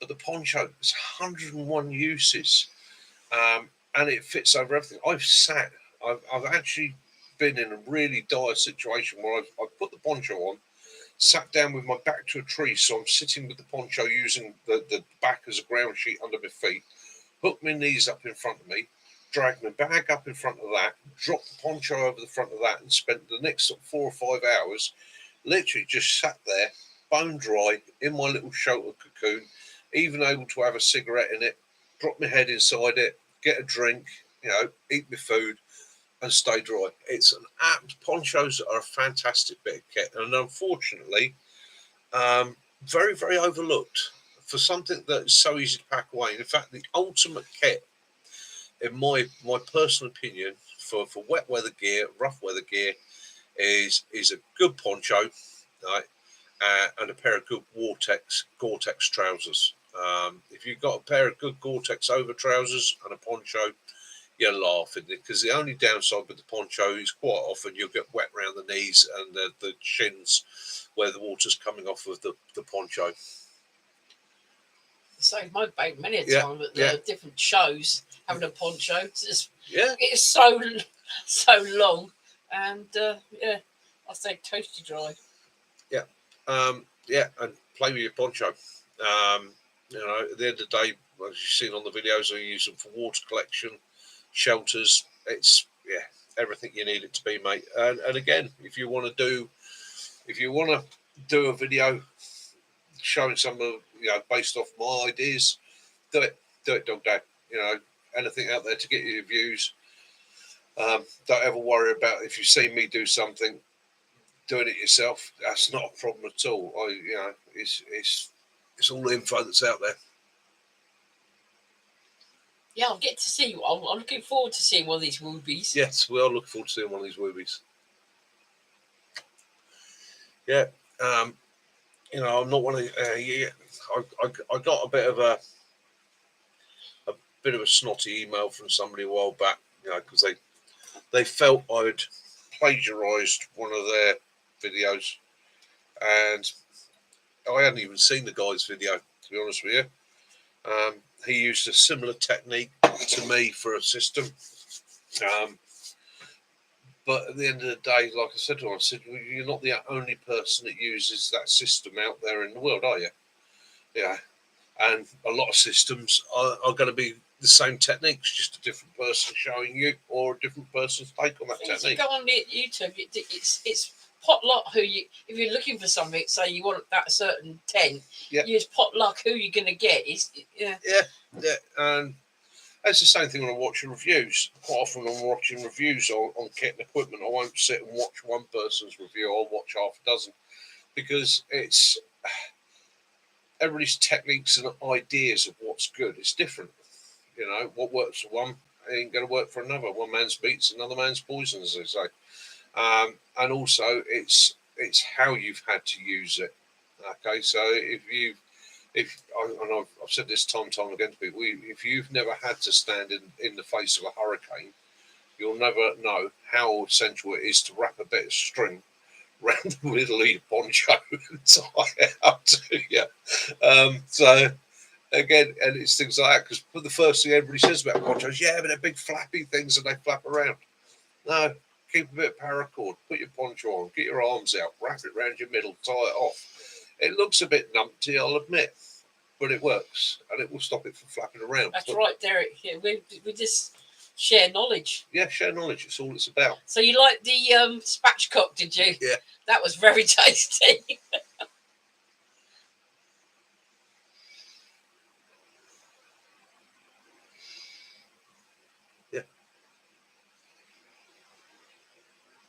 Yeah, it depends what people want on their knife. Yeah, we got a full tang, part tang. Yeah, it depends on what. Yeah, again, depends on what people want in a knife. I mean, one of my absolute favourites, and you don't see it often on my videos. It's a wedding anniversary present. It was a wedding anniversary present. Okay. Well, I've got to admit, it wants a good clean. Okay. So this little knife here, we went, our 30th wedding anniversary, we went to Norway. Okay. And in Bergen, up one of the little back alleys, wasn't it? It was like Diagon Alley in Harry Potter, wasn't it? In this beautiful town, there was a store, and it said Sami store, and I know a lot about the Sami people, so I went to introduce myself. Got met by an absolutely beautiful Sami lady or young lady, and we got chatting about the knives and that. And they make these knives, they hand make them to sell in the summer months. So what happens with the Sami people, they're nomadic, they're reindeer herders, they're way up in the north, they roam right the way from Sweden all the way up through Finland. Okay, they're an indigenous people, they've been there since the beginning of time. They still live in a lot of ways the lifestyle that they have done for hundreds of generations, and they waste nothing. And I was chatting away to her, and they had selections of these Sami style knives, these Pukos, and a lot of them were quite big and very ornate and beautiful, and they were obviously tourist pieces. So I said to her, "What is if I was a Sami man, what knife would I carry on my belt all day?" And she went, "One of these." And she went to the back and she just picked up that. She said, "That's what a Sami man would carry all day long. That is the size of the knife he'd carry." And that's it. And it's a carbon steel blade with a Scandi grind, which they've been using for generations. And the handle is made out of reindeer, elk, and I can't remember what the other one was, but there's another bone in there. It's bone and antler combination. It is a full tang, but it's a very finely ground tang pinned over. And I've had that knife since our 30th wedding anniversary, and that is my absolute favourite. Not just because of what it represents, but in actual fact, as a working knife, it pretty much gives me everything I need. Don't get me wrong, I don't want to go battening with it, okay? But for everything else, it's just got a light, accurate, sharp feel to it. It's one of those things you can pick it up as a tool and be confident that you're going to do whatever you need to do, whether it be whittling, carving, whether it is cutting cordage, whether it's doing game preparation. You just know it's going to do the job. And then obviously, Up there, I've got my army survival knife, which isn't an army survival knife, which again throws people. So No, you can never have too many knives. I've got a few. Oh, hundreds of. So this one is in actual fact a copy. Okay, and you tell it's a copy because it's got web text across there. Now, they're made exactly the same factory by exactly the same people. The difference was when it was hard to get a British Army issue survival knife, unless you raided somebody's stores or the back of their Land Rover and went through their kit, you had to buy them yourself. At the time, Webtex was selling those for about £25, and I picked one up, and I've had that since I was. It's got to be about 25 It's more years. than that. Got to be more than that now. Before the boys. Yeah, the boys were toddlers then. It's got to be 30 then. It's got to be 30 years I've had that, and I have hammered it. You know, yeah. I don't know if you can see from the back of it. Yeah, that's been used and abused. It gets sharpened regularly. It's got nicks on the back and that, but it's like been a trusty old friend. Yeah, it has been a trusty old friend. It has been a damn good tool. British Army survival knives now, they are still out there, and you can pick them up between £25 and £35 depending who's supplying it. And if you're after one, get it now. A friend of mine who's a storeman, and he's a serving storeman, so I can't say too much about who he is or where he is. But I was chatting about them the other day, and he said, yeah, they've just all been withdrawn. All of them were withdrawn. They're out of service, not getting issued anymore. They'll all be packed off. They'll be going out to army surplus supplies and so forth. Some of them will no doubt find their ways abroad, be sold. But he said, so that's it. There will be no more. He said, so if you know people that want them, get around the army surplus stores now, and I mean literally in the next month or two. Do find out who's got them and grab one whilst you can, because once they're gone, they're gone. And with all this kit, what will happen? You guarantee it 5-6 years from now, those prices on those knives will start to bump up and up and up and up and up. And the rarer and the harder it comes to find one, the more they will go up. And they're such a good quality bit of kit. I can tell you that in 25-30 years' time, they will be selling for around £125 to £150 each, easily, because the guys that really know their stuff are going to hang on to them, look after them, and yeah, you're never going to beat them. If they, as I've said before, that army survival knife is one piece of kit that is guaranteed to go with me in any situation, because I know 100%. And I'll tell you how hard I've pushed it. Was I actually drove it into a tree to use as a step to get to a hide.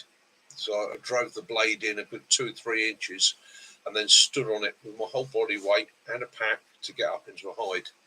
And I had no fear about it breaking, bending, distorting, or anything like that. My only concern was it might actually peel out the wood. They are absolutely superb.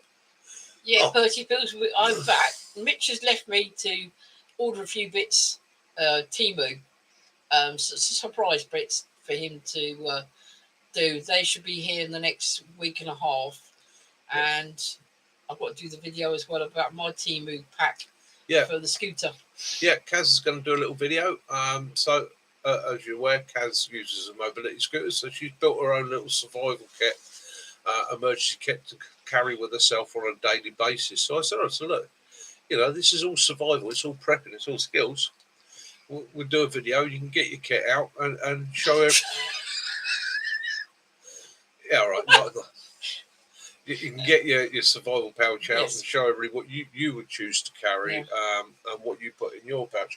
And we have, and as Kaz says, she's ordered a load more stuff from Temu for people to have a look at. We'll do another Temu vid in the next week or two, I expect. Yeah, should be here next week. I'm quite surprised. And as you saw on the video, the little flick belt cutter. Okay. Right, the feedback I've had on that so far is it's not an issue. However, that will be down to the individual officer dealing with it and the circumstances in which it was used. Okay, because it's not a knife and it was never designed to be a knife, it's a rescue tool, then there's not an issue. However, as they said to me, if you then used it to intimidate somebody into the belief that it was a knife, then yeah, you're going to get hammered for it. So it's one of those things, common sense, I suppose. Put it with your emergency kit, keep in your emergency kit, don't carry it on your belt. Yes, I'm going to get the camo net, and when our little friend arrives, he's going to have a little a camo sort of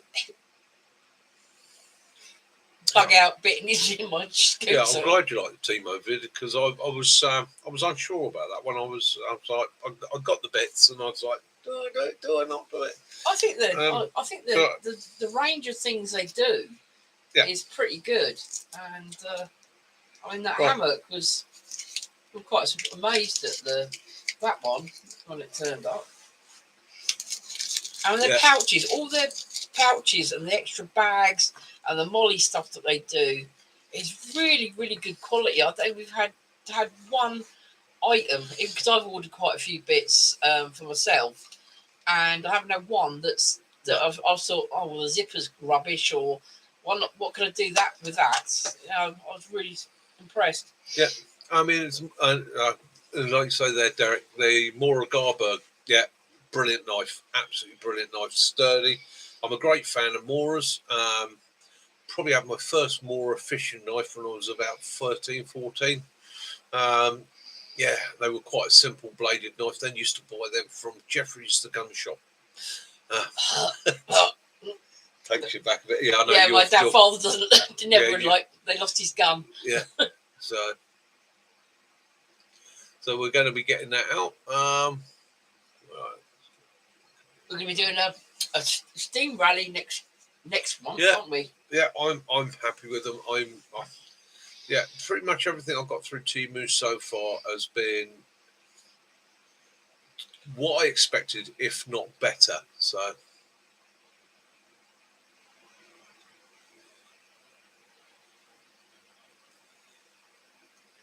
yeah, it is pretty much, mate. So the restrictions on the knife, UK knife law. Okay, Derek, this is going to horrify you. Please don't break into a sweat or have any nightmares. But again, for you guys that have a constitution, it's slightly different. Hang on to your constitution. Go Brandon Herrera. I said I wouldn't go political. No. So UK knife law is quite simple. You do not require an excuse or a reason to have a knife upon your person in the UK with them, as long as the blade is sub 3 inches and the knife is a folding knife that has no way of locking and is not assisted opening.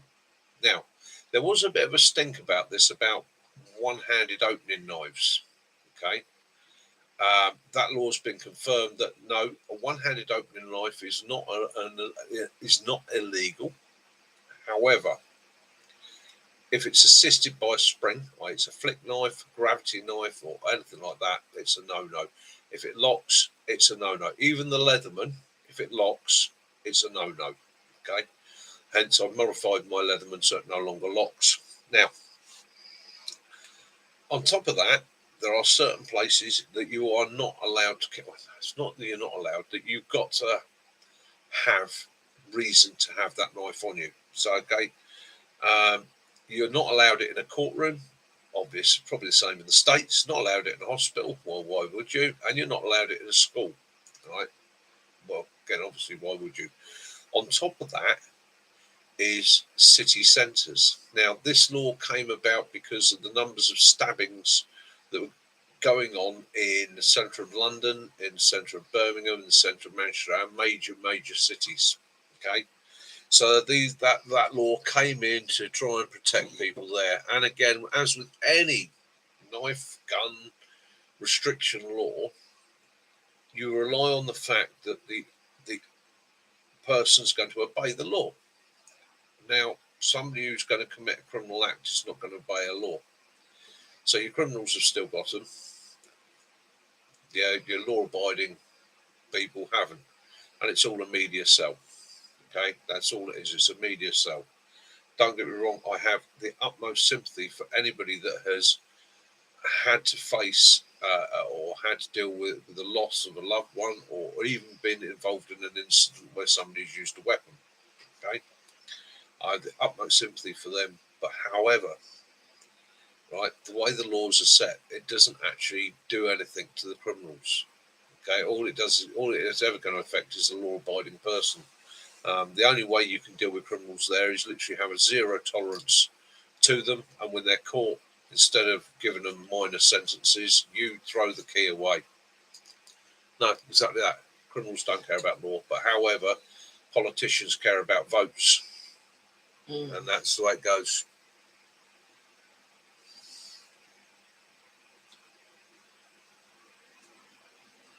Yeah, don't surrender weapons rules.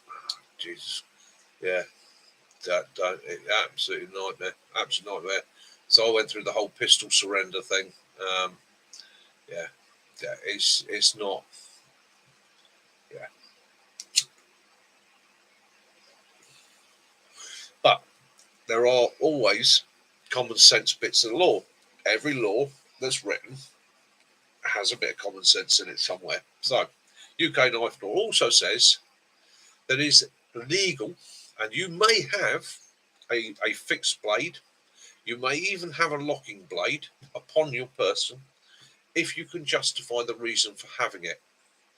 So, if you're a farmer, if you're out hunting, if you're doing your bushcrafting, you may have it with you. It's just Fishing. Yeah, fishing. It's just the carrying to and from. You've got to ensure that you abide by the law. And what the law says there is quite simple. It just says not readily to hand. Okay. So in the event, because people go, oh, but what if I haven't got a car and I've got to travel by bus? You put it in the bottom of your bag. It's not readily to hand. Okay. And this all goes about because some clever barrister turned around and said, well, if you allow these people to have these knives for their specialist things, and they're walking to and from somewhere and somebody attacks them, they will automatically go to it as a defensive weapon. Okay, and that's how laws get done, and it all comes back basically. My opinion to it's quite simple. So you got three things or no, four things to consider here. Okay, firstly is your criminals. Are your criminals going to obey laws? Of course they're not. Okay. Two, you've got the politicians. And the politicians just want to stay in power. Right? They want to do what they think the majority of the people want. Thirdly, you've got the media. And the media love to stir anything up that they can. Okay? And the politicians are scared of the media. Right? Both the media and the politicians are scared of the criminals because they'll make them look bad. Lastly, not leastly, you've got the ordinary, honest Joe Bloggs, who's not a threat or an issue to anybody. He just wants to get on his life and wants people to leave him alone. Okay? But he's in a minority. And it's always going to be the majority to get the vote. And if you, probably the same in the States as if you look at here, look at where all your I don't want to call them liberals, we'll just refer to them as antis. Okay, and it doesn't matter what it is, whether it's anti-camping, anti-guns, anti-fishing, anti-shooting, anti-meat eating, anti-burgers. Where are the biggest populations of these people? They're in the cities. Okay, where do the politicians get the majority of their votes from? It's the people in the cities. Okay, people that actually use these things on a daily basis, i.e., people that live in a rural environment, the farmer that carries a lock knife or has his shotgun in the back of his vehicle to protect his stock or to manage his vermin. The guy that in the US, might live in a very rural area where you've got bears and so on, and relies on having that truck gun there to protect him if he needed it, okay, or his knife or whatever. You're not in the majority. You're in the minority. So where are the politicians? Where are the media all going to go? They're going to go with the biggest vote, and the biggest vote is people in cities. And I agree. In an inner city, do you need a gun? No, not really. Right? We got this issue with cars over here. Okay, yeah, we're going to get restricted in owning cars in the next 20 years. Okay, that's coming. That's on its way. The same as the gun ban, and that it's going to come down to the private motor vehicle.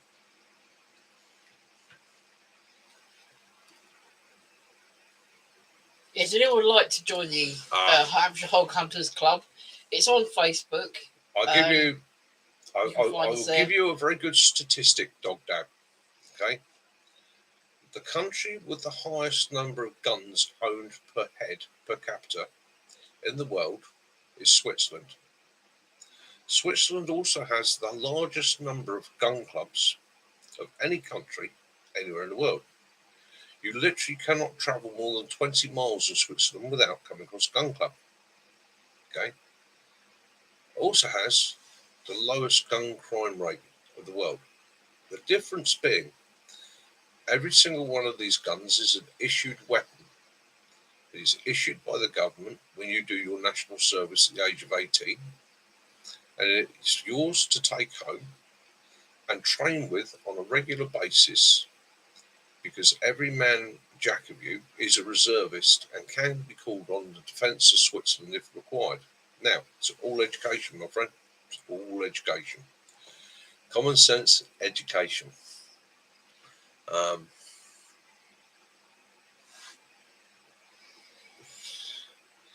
Yeah. I don't know.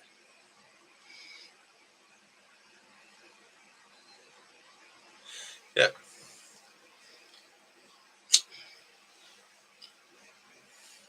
And attitude.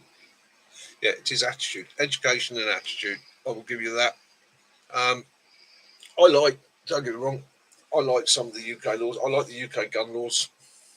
Okay, I live in the UK. Would I want everybody that I know to have access to firearms if they required? Not really, because I've got to admit, in a country like ours that is so densely populated, it's yeah, we have a lot of issues, don't we? I won't say everybody's bad. I'm not saying I live in a bad country. Very densely populated country with a lot of issues at the moment, which would have to be sorted out before you could ever allow it to be open. I'm quite happy with the licensing procedures that I have to follow at the moment. Yeah, I'm quite happy with the restrictions that are upon me. You know, so yeah, I stick with that. It's I still get to practice my sport if I want to.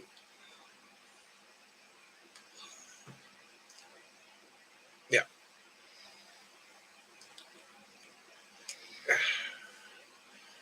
I think it's different. It's what you're brought up with, isn't it? I think our issue here in the UK is it's not something that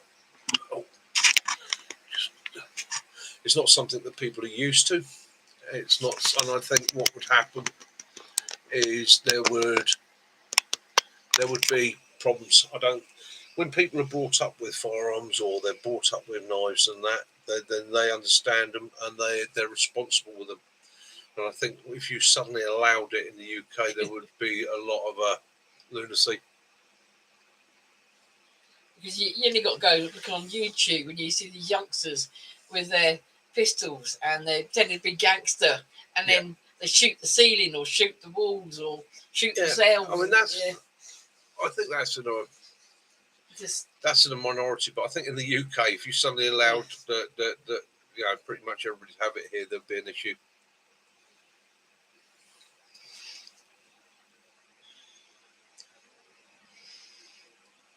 Yeah. And again, I think that's down to different. I mean, I've worked with the training of police marksmen and firearms officers. I can remember the concern when the pepper spray first came in. Yeah, I saw some of the very first courses on that. it's horses. But then the other side of the coin, Dog Dad, look at how the MTP train. Okay, and that's completely different to how the rest of the police force train.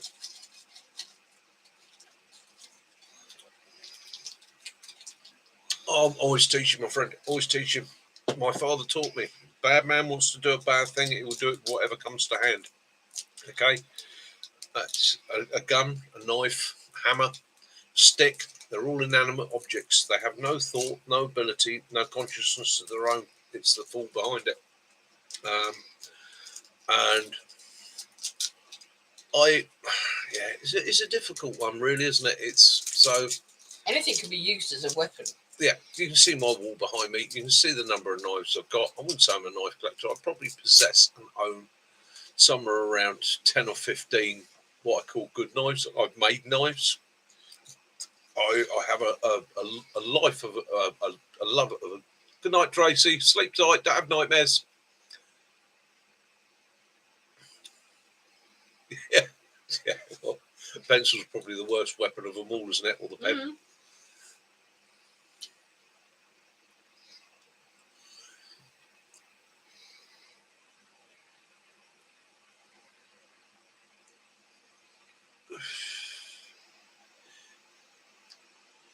Yeah, I'll give you that, Dog Dad. But again, you also have to say if you live in a country where people are armed, then you have the hope that people will deal with them.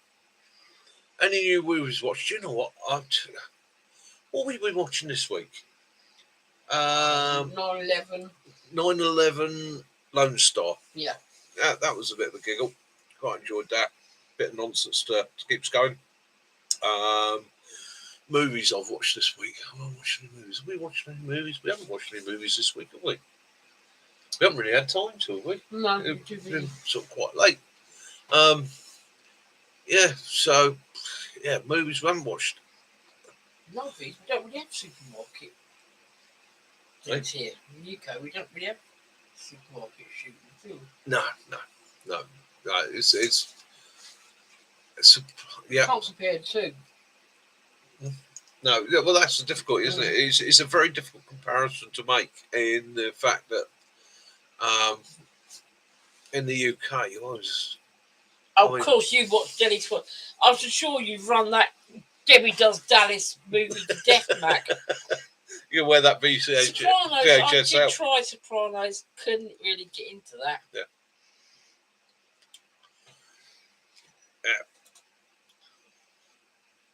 Oh, Debbie Does Dallas. We talked about that the other day. We did watch Venom the other day, didn't we? Venom 1 and 2.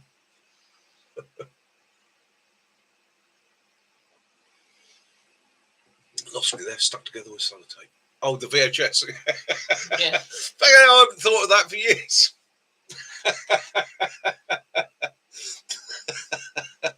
That Dog Dad, if you haven't been editing your porn videos, cut out all the boring bits, bit of sellotape.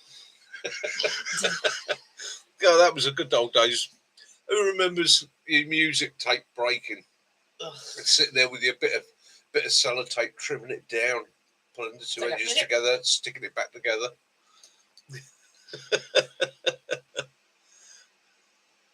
Yeah, new tricks. Good show.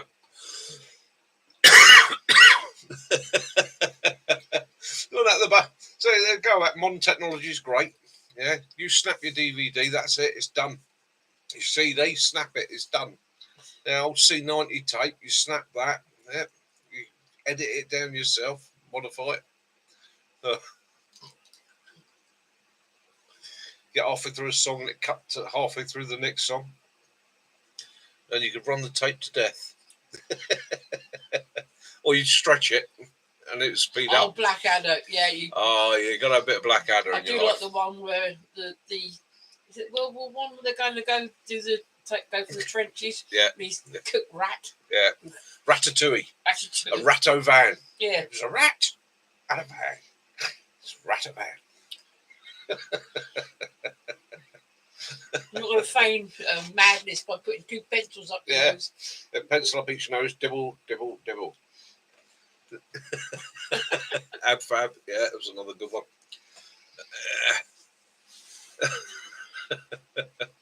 One of my favourites. We enjoyed this food bar, didn't we? Yeah, food bar was good. With Arnie. Arnie, that was very Yeah. good. So anybody, young ones, yeah, you got to have a bit of young ones. Neil, you utter total bastard. What was his? GBH, was it? It's Rat? Yeah, GBH, the Rat. Mm. Yeah. Oh, yeah, Benny Hill, yeah. Yeah, got to love a bit of Benny Hill. Bottom, yeah. Vivian and SPG. Yeah, SPG, that's it. SPG, yeah, Special Patrol Group. That takes you back, doesn't it? Oh. And then, of course, there's Father Ted. Got to like a bit of Father Ted. Yeah. Yeah. Do like a bit of Father Ted. That's just. Would you like a cup of tea, Father? Go on. The one that made me laugh the most there was when the old Father Ted stood there with I can't remember his name now, it was that long ago, because now that cow is small because it's a long way away. This one is big because it's near. It reminds me of a conversation years ago with my father. But yeah, simple things. Got young ones. It's about how bad a day you have to watch something funny that is. Yeah. But again, a lot of this humour now. Can't laugh at things like that. Nope. You mustn't laugh at things like that. It's you can't ridicule things. You can't laugh at this. The silly things that happen in life. Oh Jesus, it's so offensive. Oh, you'd be offended. Oh dear. Where are we? We're at 151. Yeah, I'm going to call it quits in another 10 minutes. MASH, yeah, that was another good series. Like MASH, Klinger and that. Yeah, that takes you back, doesn't it? Barney Miller. I don't know about Barney Miller, but I can tell you how old I am. What was it called? I can still no, the proprietor's head cars, and I can still see it now. Oh, no. It was black and white, and it had a copper at the end of it. He always used to, at the end of it, always used to see there, you know. Oh, yeah. That was an old, and then you had the police TV series, Crime Watch, then started. Old mate used to mimic that at the end of that.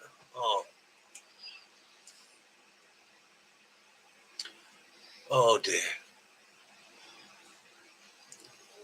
That's very difficult for you, Dad. I mean, don't get me wrong. It makes it difficult. And it's a shame, really, because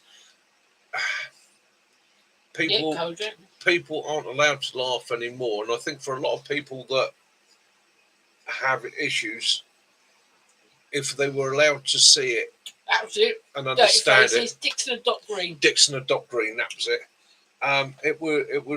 It would help the world a little bit more.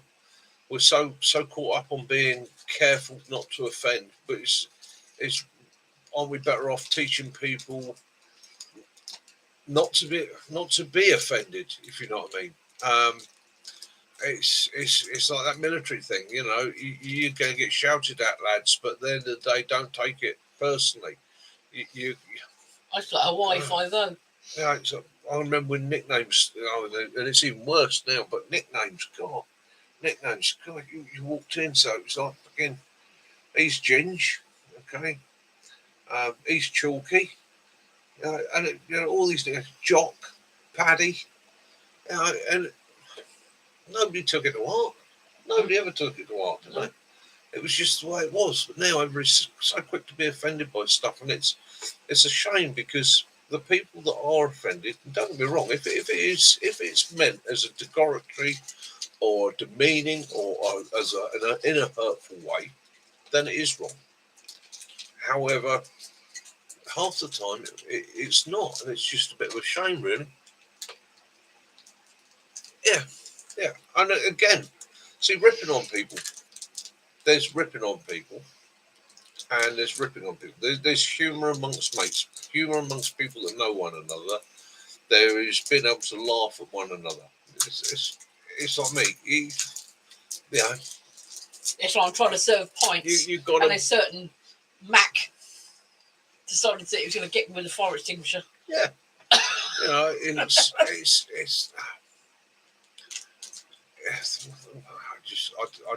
maybe I'm just a different generation. Mate, I said somebody the other day. Maybe I don't get it because of my generation. Maybe I am in the wrong, but I do think the world needs to toughen up a little bit, be a little bit less self-centered, be a little bit more thoughtful for others. And people say, "Oh, you can't. How can you be less self-centered and more thoughtful for others? You're saying it's okay to say something that will hurt somebody's feelings." I said, "Well, why are your feelings being hurt? Is it being meant in a bad way, or is it just an off-the-cuff thing and you can blow it off your shoulder because it's only words?" What are you saying, Mac? Well, yeah. Well, don't. Yeah. There is. Yeah, and I'll be honest with you. So the videos me and Mac make, there's numerous bits we cut out of that purely simply because of our backgrounds. The dark humour is dark. Okay. And we do understand occasionally in private some of the things we may say to one another, other people might find offensive because they don't understand the context within which they're being said because they weren't there when the incident happened. Some people don't Yeah. play the victim, don't they? As well, which is unfortunate. It is unfortunate for the people that. Well, the four people I had to for a what's that course, a introduction into bushcraft the other day. Okay, and it's just something I do. It helps me keep the woods.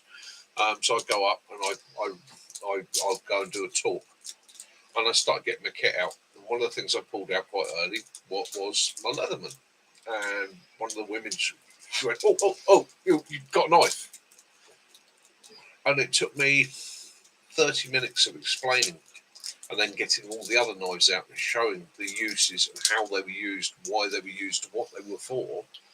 And by the end of it, I couldn't get her to put my knives down. But her immediate reaction straight away on seeing the Leatherman was, "It's a bladed item. Oh, I'm in panic, and I feel." And she said, "I feel really nervous that you've got a knife." And I said, "Well, that's not my fault. So that's the fault of the media. That's the fault of poor education and poor understanding." I said, and she was like, "But I'm very well educated." I said, "You are, but you're not looking at the context in which I have this tool with me, and you're just looking at what the fearmongers have constantly said to you." And again, I'm not saying that in the centre of London that everybody should be allowed to wander around with a knife. However, Denmark has just recently changed its knife laws from one of the most restrictive laws in the world to one of the most relaxed. And that is because Denmark for the last 25 years was trying to get onto its knife crime issue. And in the end, they got down to a 3 centimetre bladed rule. 3 centimetres. Okay? And their parliament and that realised that in actual fact, their restrictive laws weren't doing any good at all. So they changed their laws and they changed them to make them as simple as possible. Same as Norway did. Norway sorted out a lot of its issues legally by turning around to people and saying, "Right, okay, let's stop having all the ifs, ands, and buts. Let's just make simple laws." And they simplified their rules. You know, 30 mile or 30 kilometres an hour in town, and whatever is acceptable out of the town. Caught breaking it, you lose your licence. Side of the road, that's it. Your car's gone. You know? And so Denmark have turned around and said, "No, you can carry a bladed instrument, you can carry it on your person, you can carry it in the street, you can carry it to and from work, you do not have to justify it. However, if you're caught even in a defence situation using an offensive weapon, okay, you'll go to prison." And it's reduced their knife crime drastically because those that want to use a knife as a tool, like we do in bushcraft, survival, and all the rest of it, now breathe deep, have what they want, they can use their tools and that. The criminals have suddenly gone, "Hang on, I don't know, Mac." There's no get out there, even if I use it defensively. Well, that's an annoying one, but it means that, yeah, if you use a knife as a weapon, you're doing big time, and it is big time out there. Max just said, "Can you carry a flint knife?"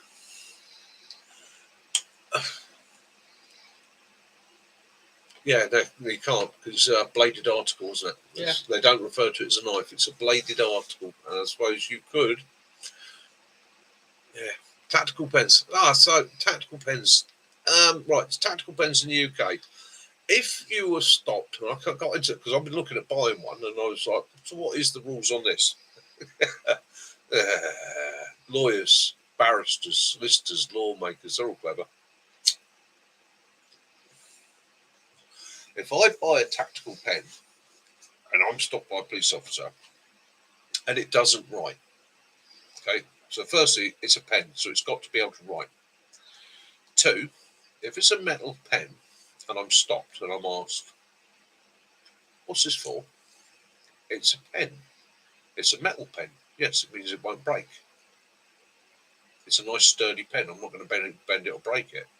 Okay, it's not an issue. If, however, I take it out and I go, it's a tactical pen, I've got it in case I need to defend myself, then it becomes a weapon. And it's literally, the law is that. If I'm carrying a weapon for defence, okay, it's the same thing with baseball bats. Baseball bat or cricket bat, if I'm stopped, what's that bat for on the back seat? And I say it's for self-defence, then it's a weapon. It's classed as a weapon. I'm prosecuted for having a weapon going equipped. And that's where UK law is a bit different, I think, to your law, is we have the going equipped rule. I have a weapon, I'm going equipped, and their attitude to that is you're then looking for a situation.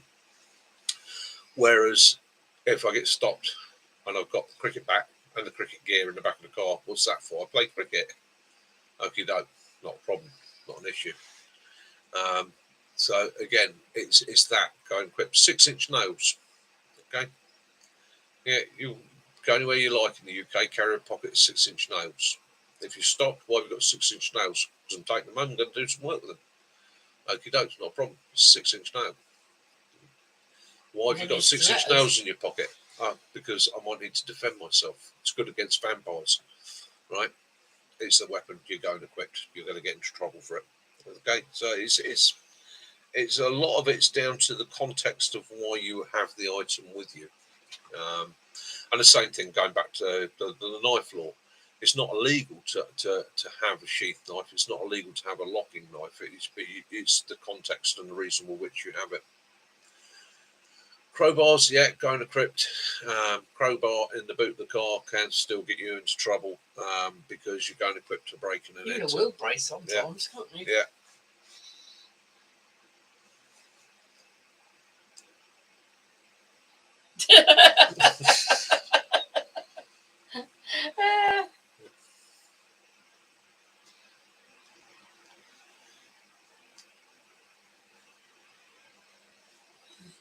Yeah. Yeah, and that's the thing, isn't it? Yeah, so you can have a Sharpie. That could use that as a coup battle. You can have keys. You know, a handful of keys, a large bunch of keys. You know, you use that as a defensive tool if you were attacked. Used to be taught to women, have a bunch of keys. Okay. Or dog lead. Dog lead. Okay. Now there's a story for you. Dog leads. I can tell you, it's not something I tell everybody, and it's late at night. It's gone 9. If there's anybody here that's of a minor age, please put your fingers in your ear rolls, or mum, dad, tell them to go to bed, because I'm going to mention a piece of anatomy in a minute that is not for young people. Okay, so I was about 14 years old, and we were walking along a local towpath, me and my brother. We have 4 dogs, and we were walking the dogs. My brother's got the dog lead, and he's walking in front of me. And what I didn't see was he's got the dog lead, and he's swinging it like that. And it had a big metal clip on it, because it's quite a big dog. And this thing's whizzing around like no his business. And I'm being a bit gormless walking behind him. And I walked into this dog lead, and it struck the end of my penis. And I mean the last inch of my penis with this metal clip going full whack. I tell you what, Dog lead's one of the greatest defensive tools you will ever find in your life. I couldn't walk, couldn't stand. I threw up. It was one of the worst pains I think I've ever been in my life. Yeah, so just be aware of whirling dog leads. There you go, dog dad. There's one for you. Use a dog lead as a defensive tool. Yep. Whirled around like a helicopter. And you know, the funny thing was, my brother ran off. Right, he ran home. He left me there, left me laying there. And the reason he lay there, my dad said to him, well, why have you left your brother there? And he was like, because I thought he was going to hit me. I couldn't stand up to hit him.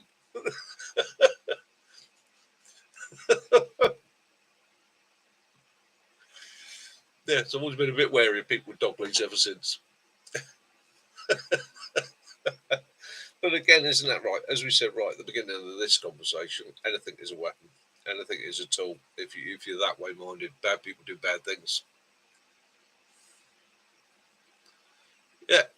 Strobe lights. I see there's another one. So we used to have in the UK mag lights. Okay. So you just take the big D cell batteries and you could get them very lengths, and you could get them right up to about 1 metre in length. I think some of these were huge. And they were basically security guard tools.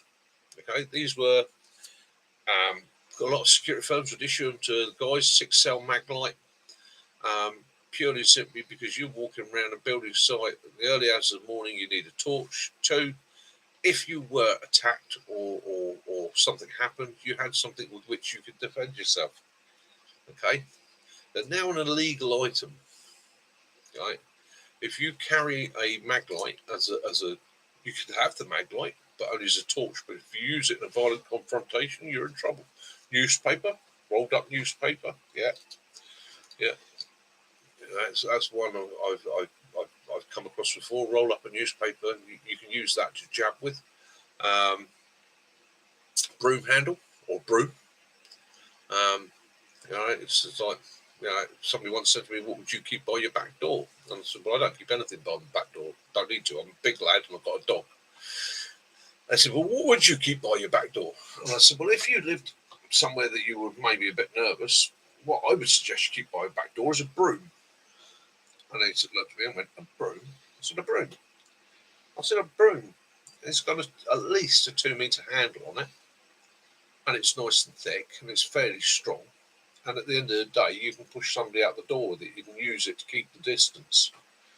I said, "And if you had to, you can turn it round, put the brush head against yourself so it can't be pushed back, and use that as a jabbing tool to jab somebody out. You push them out. It's focused energy."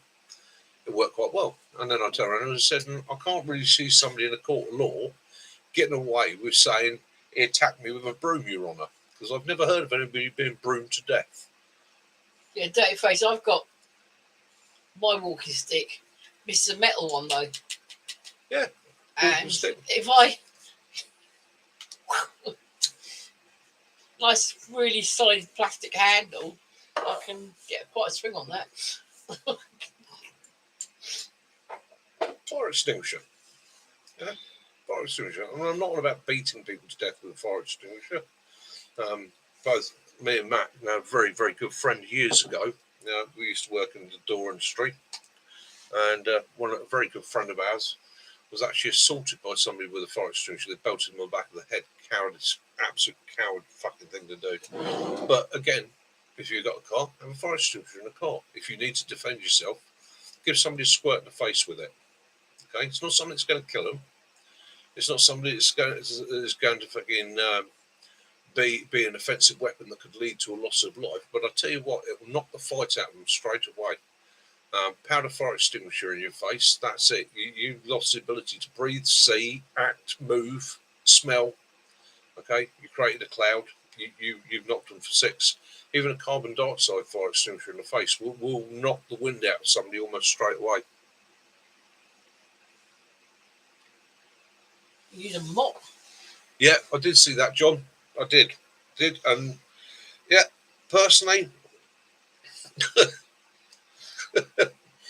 what did I say? I'm not going to make a comment, but you can imagine what my feelings towards that were, because I live in the UK.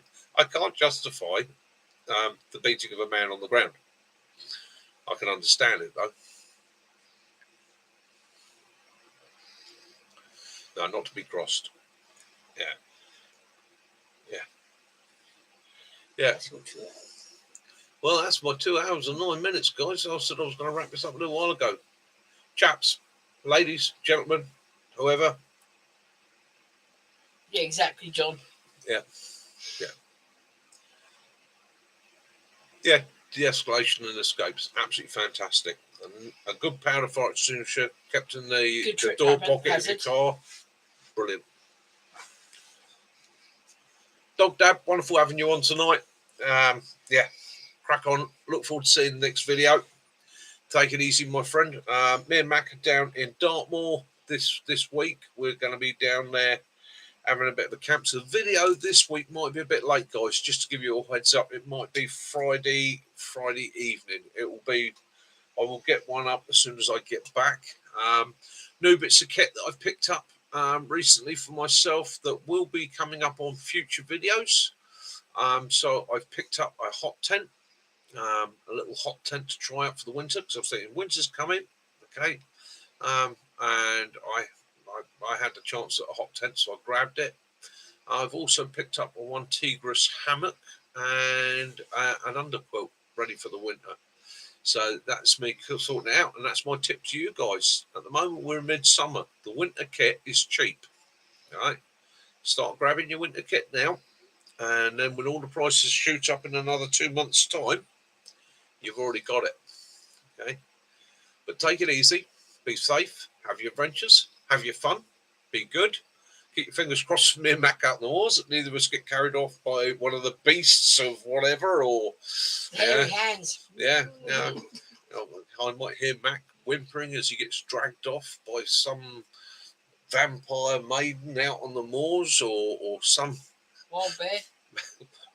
Wild bear dragging him from his tent, screaming. So yeah, guys, I will speak to you all. Next video will probably be after we get back from Dartmoor. So guys, have fun, be safe, have your adventures, look after yourselves, have a great time, and as always, love those you do, forgive those you don't. Peace and light be upon you all. This is Mickey from Hampshire Outdoors and Survival, and Mac from Hampshire Hog Hunters, and the lovely Kaz. Stay safe, be free. Yeah, and have fun. Okay, guys. And don't forget to check out the Facebook. I'll get my glasses on for this. Mac wants to be dragged out of his tent by a wild bear. Oh, I wonder why.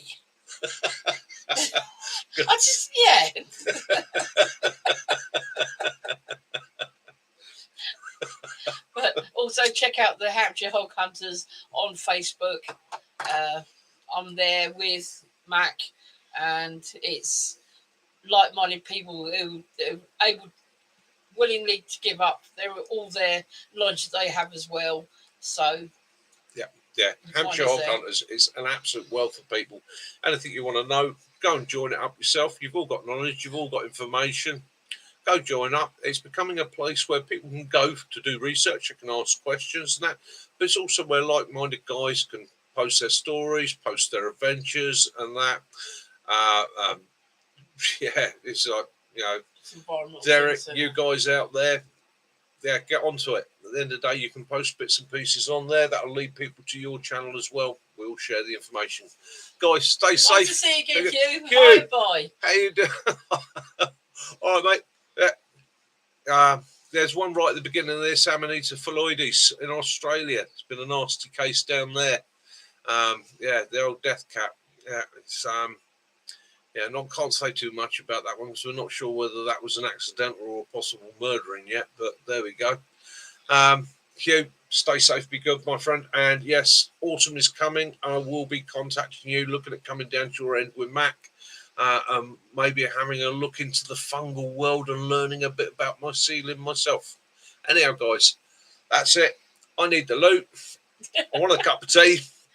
I'll finish my cigar. Stay safe, be good, take care. This is Mickey and Kaz. Mickey out.